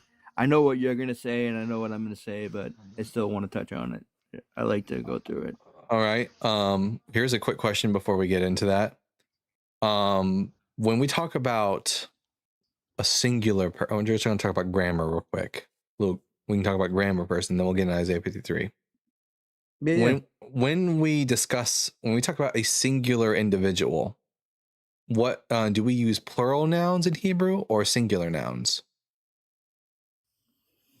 Well, actually, it's actually a Hebrew custom that if there's a ton of respect and it's like a high elite person, they use plural. Elohim is plural. Well, Elohim means gods. Not exactly. Elohim is what's known as a concretized abstract plural. So it's only morphologically plural, but it's like it functions as a singular. It's not really. It's not like but when we talk about nouns, like royal we, the editorial. Yeah, but like when we talk about words like he and him and stuff like that, or them or she, what kind of when we're talking about a singular individual in Hebrew, you only ever use singular nouns for singular individuals. Okay. When you talk about a multitude of people, you can use typically plural pronouns, but also we have examples in the Hebrew Bible where singular pronouns can be used for a group of people, such as, for example, in Exodus 4, where God says about the children of Israel, let my son go that he may come and worship me. And it's talking about the children of Israel. So a singular person can be referred to only in the singular in Hebrew, but in Hebrew, a group of people can be referred to in the plural or the singular. Now, when we look at Isaiah 53, most of the pronouns in Isaiah 53 are singular. However, Isaiah 53 verse 8 is an exception. While your Bible, depending on what Bible you might be reading, might say something to the effect of, at the end, because for the transgression of my people, he was afflicted. The original Hebrew, the word there is lamo, and lamo doesn't mean him, it means to them, and it's plural. It refers to the servant who's suffering in the plural. Right. I understand what you're saying. So it can't be a singular individual. One second. Just gotta get there. Fucking dang, dude. My Bible recently freaking got wet, and now I'm in my girlfriend's, and she doesn't know how to put the little tabs on for me right. And last time I had my Bible around my girlfriend, it also got very wet, but that's because I use my Bible very inappropriately. But I can appreciate a little crass humor. I like it.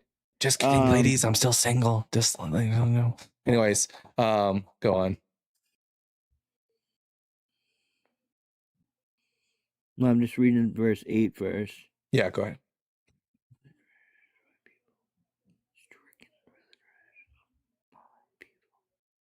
Yeah, I like that. Yeah. So in the original Hebrew, it actually says that because of the transgression of my people, the affliction was to them. So the one who's being afflicted is not a singular individual, it's a plural, a collective of individuals. So whoever Isaiah 53 is talking about, it can't be just one person. It's got to be more than one person. Also, this is also another important thing. So I'd have to see this in like the Greek or Hebrew, is what you're Yeah. saying, to Yeah. appreciate the actual real pronouns, because it's not he, him. Yes, I will actually show you so you can see it for yourself. Can you show me? Because I you know Yes. what I'm talking about. I need to see it though. Absolutely. So let me pull it up real quick. All right, let's go to Isaiah chapter 53. It's already up in the queue for me. Here, let me make sure that you can see it properly. Can you see the verses? Pretty much. All right. Now I have the Hebrew pulled up, and the part that we're going to pay attention to are these last 4 words, which I have highlighted on the screen. Those 4 words are, the first one is from right to left, mi pesha, ami nega lamo, which means because of the transgression of my people, the affliction was to them. Now, the word for them is this word right here, which is highlighted. It's the word lamo. It's spelled with 3 letters, lamed, mem, vav, lamo. And while it might get translated in your Bible as a he in the singular, I can show you where else in your Bible it translates it as the plural. So, for example, Psalm chapter 2, verse 4 says, and this is the King James Version Bible, just so to let you know, he that sitteth, I like the KJV. I appreciate it very much. he that sitteth in the heavens shall laugh. The Lord shall have them in derision. And the word for them in the original Hebrew is lamo. Yoshev v'shemayim yitzkach Adonai yilag lamo. And the word for them is lamo.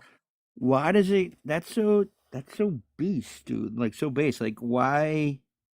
How'd they get this all so off base? Like, well, the reason for this is because when we and we'll get to who the servant is in a second, but basically, when prophecy doesn't occur the way that the original author and audience understood it was going to happen, one of 2 things has to happen.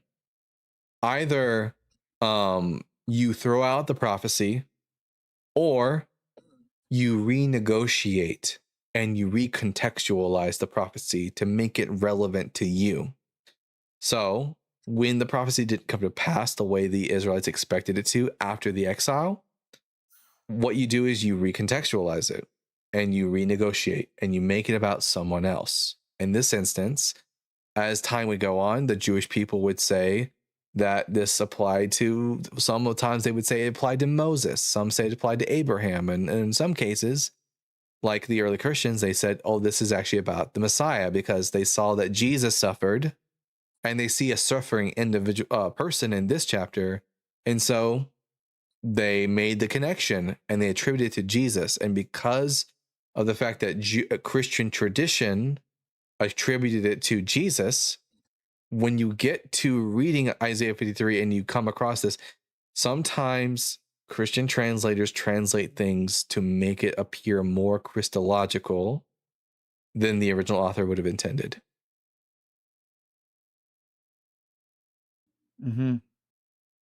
So, no, like just to give it cohesion, like so it's a manipulation of the text. Yeah, to a degree.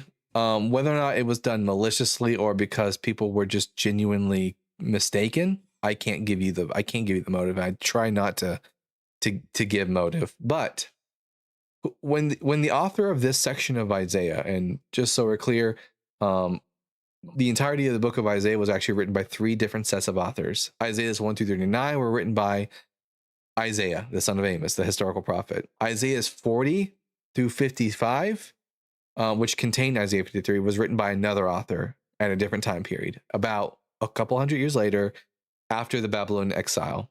And this author mentions the servant several times throughout the text.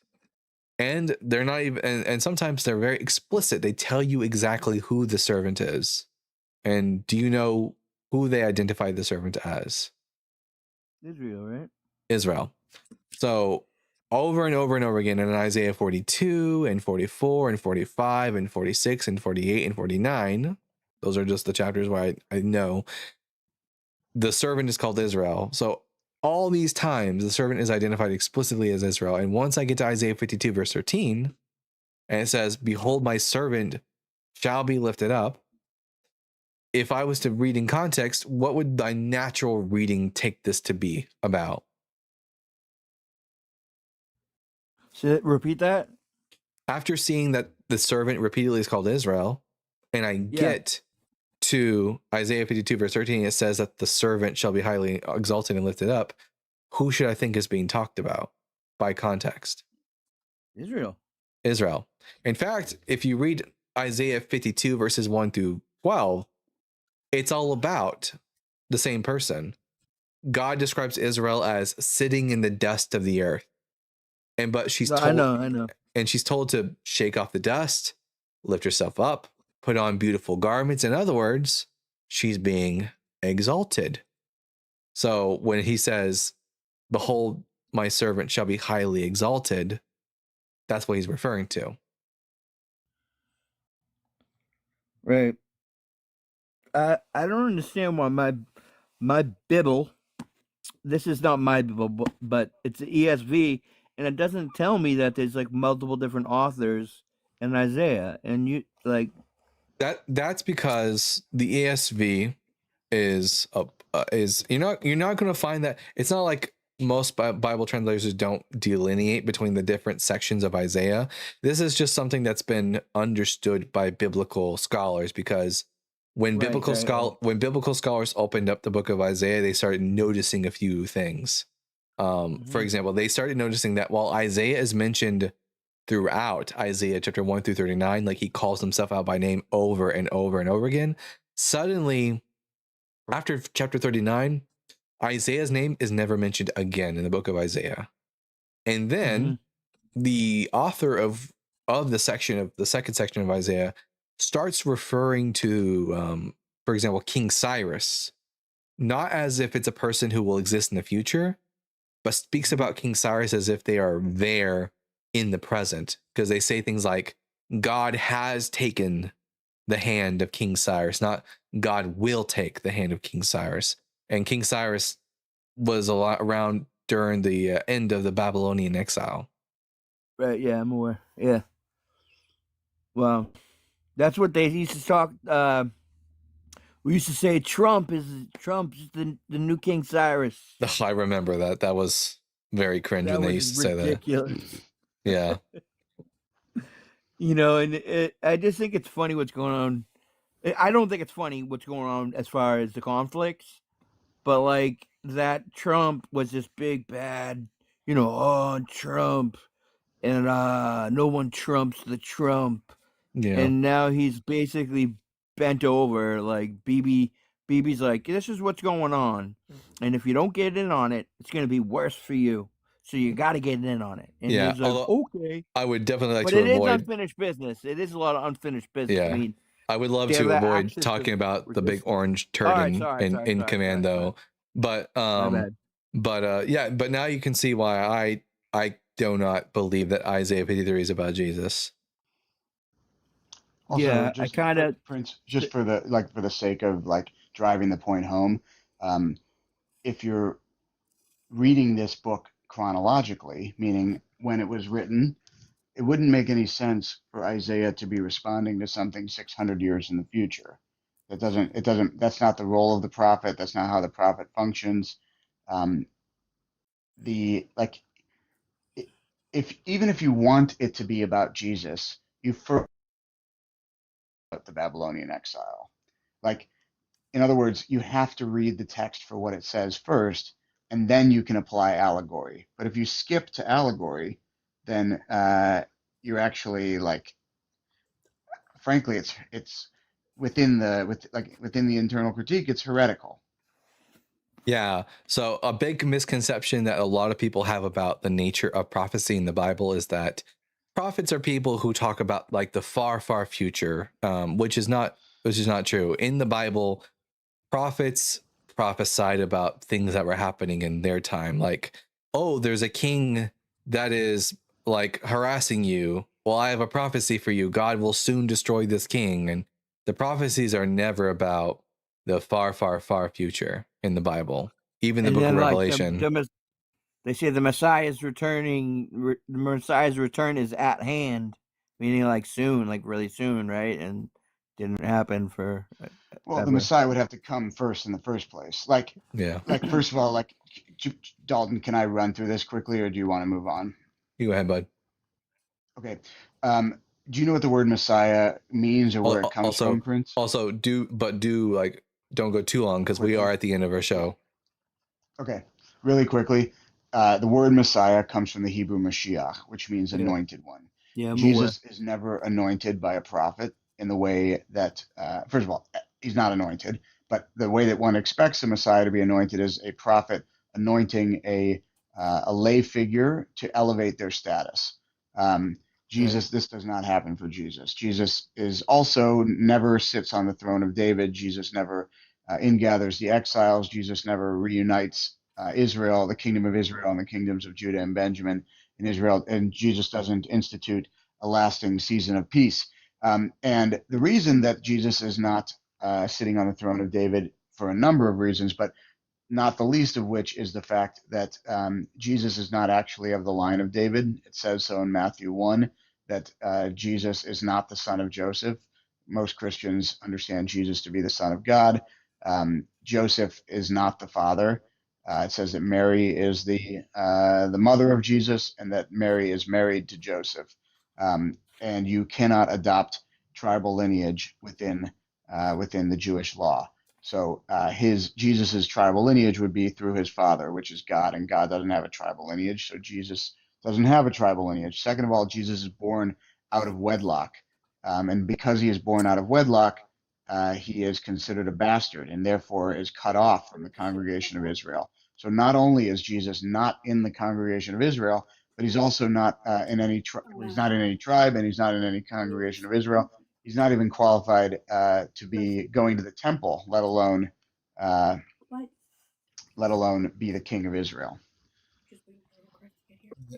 No, I understand exactly what you're saying, and you made a good point with the anointed thing and Messiah. So he wasn't Messiah. I mean, like doubting Thomas was always wanting him to become the Messiah and embellish that, do it all and let's see it now. And he didn't. It didn't work out like that. So I don't see him as the Messiah, but I do see him as God incarnate. So There's a whole other issue with that. Yeah. I mean, Hosea 11:9. Yeah, that's the end of it. All I'm going to say is you should look at the Hebrew of Hosea 11:9. That's very clear and says that God is not a man. God is not a person. God is not a man. Sorry, Dalton. Thanks. Man. Next time we go live, you can call in and we'll talk. Maybe we'll talk a little bit about why, like Jesus. If Jesus is not the Messiah, then he definitely isn't God, and also why the authors of the Gospels never actually made the claim that Jesus was God, and there's just a misreading of the Gospels. But that's a topic for another day. It was good. Thanks for having me up. And absolutely. Yeah, thanks for having me up. All right, have a good day, Prince. I said Lathe because I was thinking. I guess I don't know why. I don't even see I don't even see Lathe of Heaven in the comment section right now. But I just said Lathe. But let's see. Let me take a look real quick. It looks like, oh my gosh, look at that. 18 hours and 36 minutes left. Ooh. And then Starfield, Lurkin. I see you there. Me too. I have the SBL, the new Oxford Catholic Annotate. Let me show you all my Bible real quick, because I do. While I do, because these lives are on my computer, and I often bring up the NRSVUE on my computer. I do actually have a physical copy. One second. Let's see.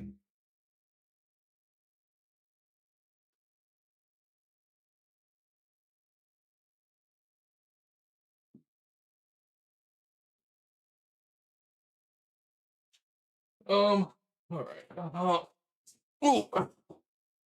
So here is my yeah, I'm excited about Starfield. I love it. I've got 3,000 plus hours in Starfield.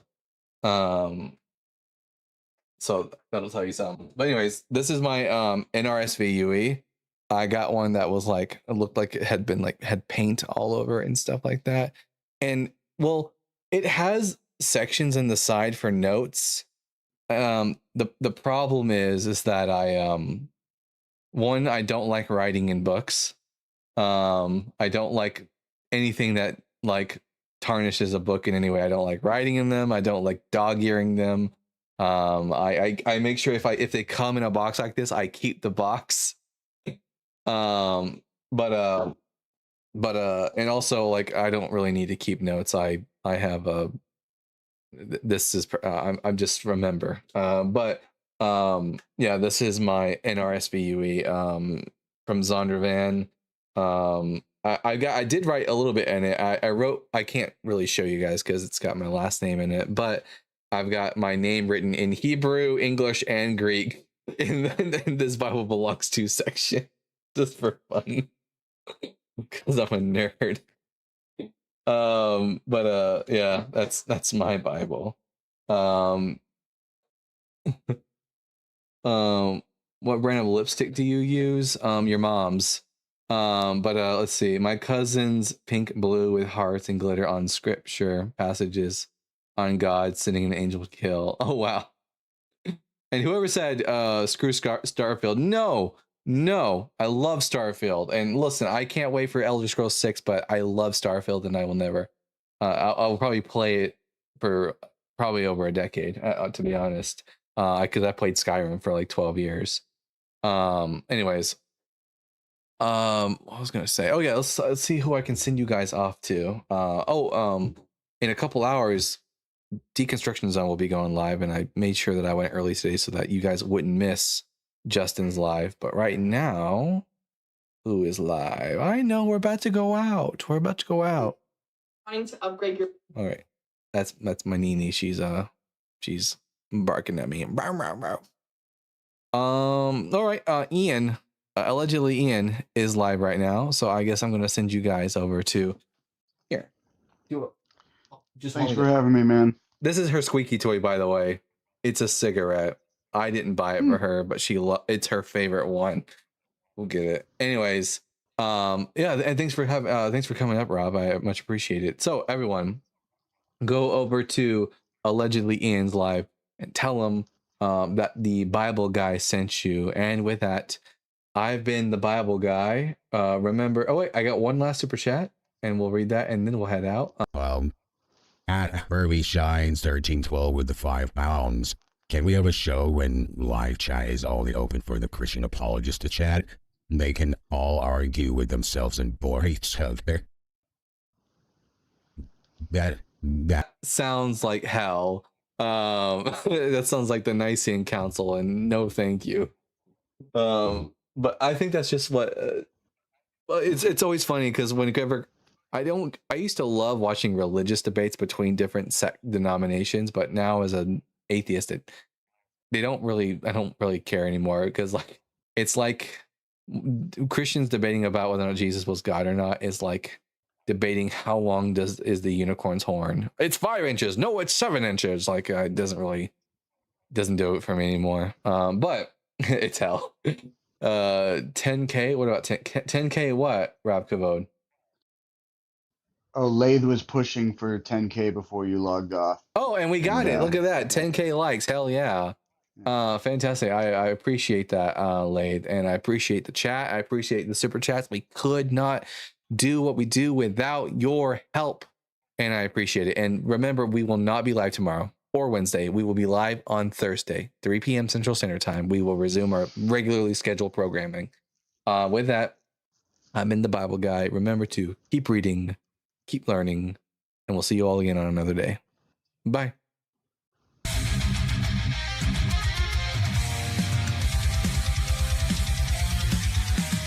Born from dust and questioning fire, wielding truth. truth like a sword of desire. Ancient scrolls and cosmic flame. He tears through myth, he breaks the chain. Echoes of prophets, the stars align. Knowledge and thunder intertwine. Reason ascends where blind faith fell. He reads the word and he reads it well. The Bible guide, seeker of the light. Through time and fire he rides the night. With reason's blade and wisdom's cry. The world shall hear the Bible guide. Scrolls of ages, words aflame. He dares to question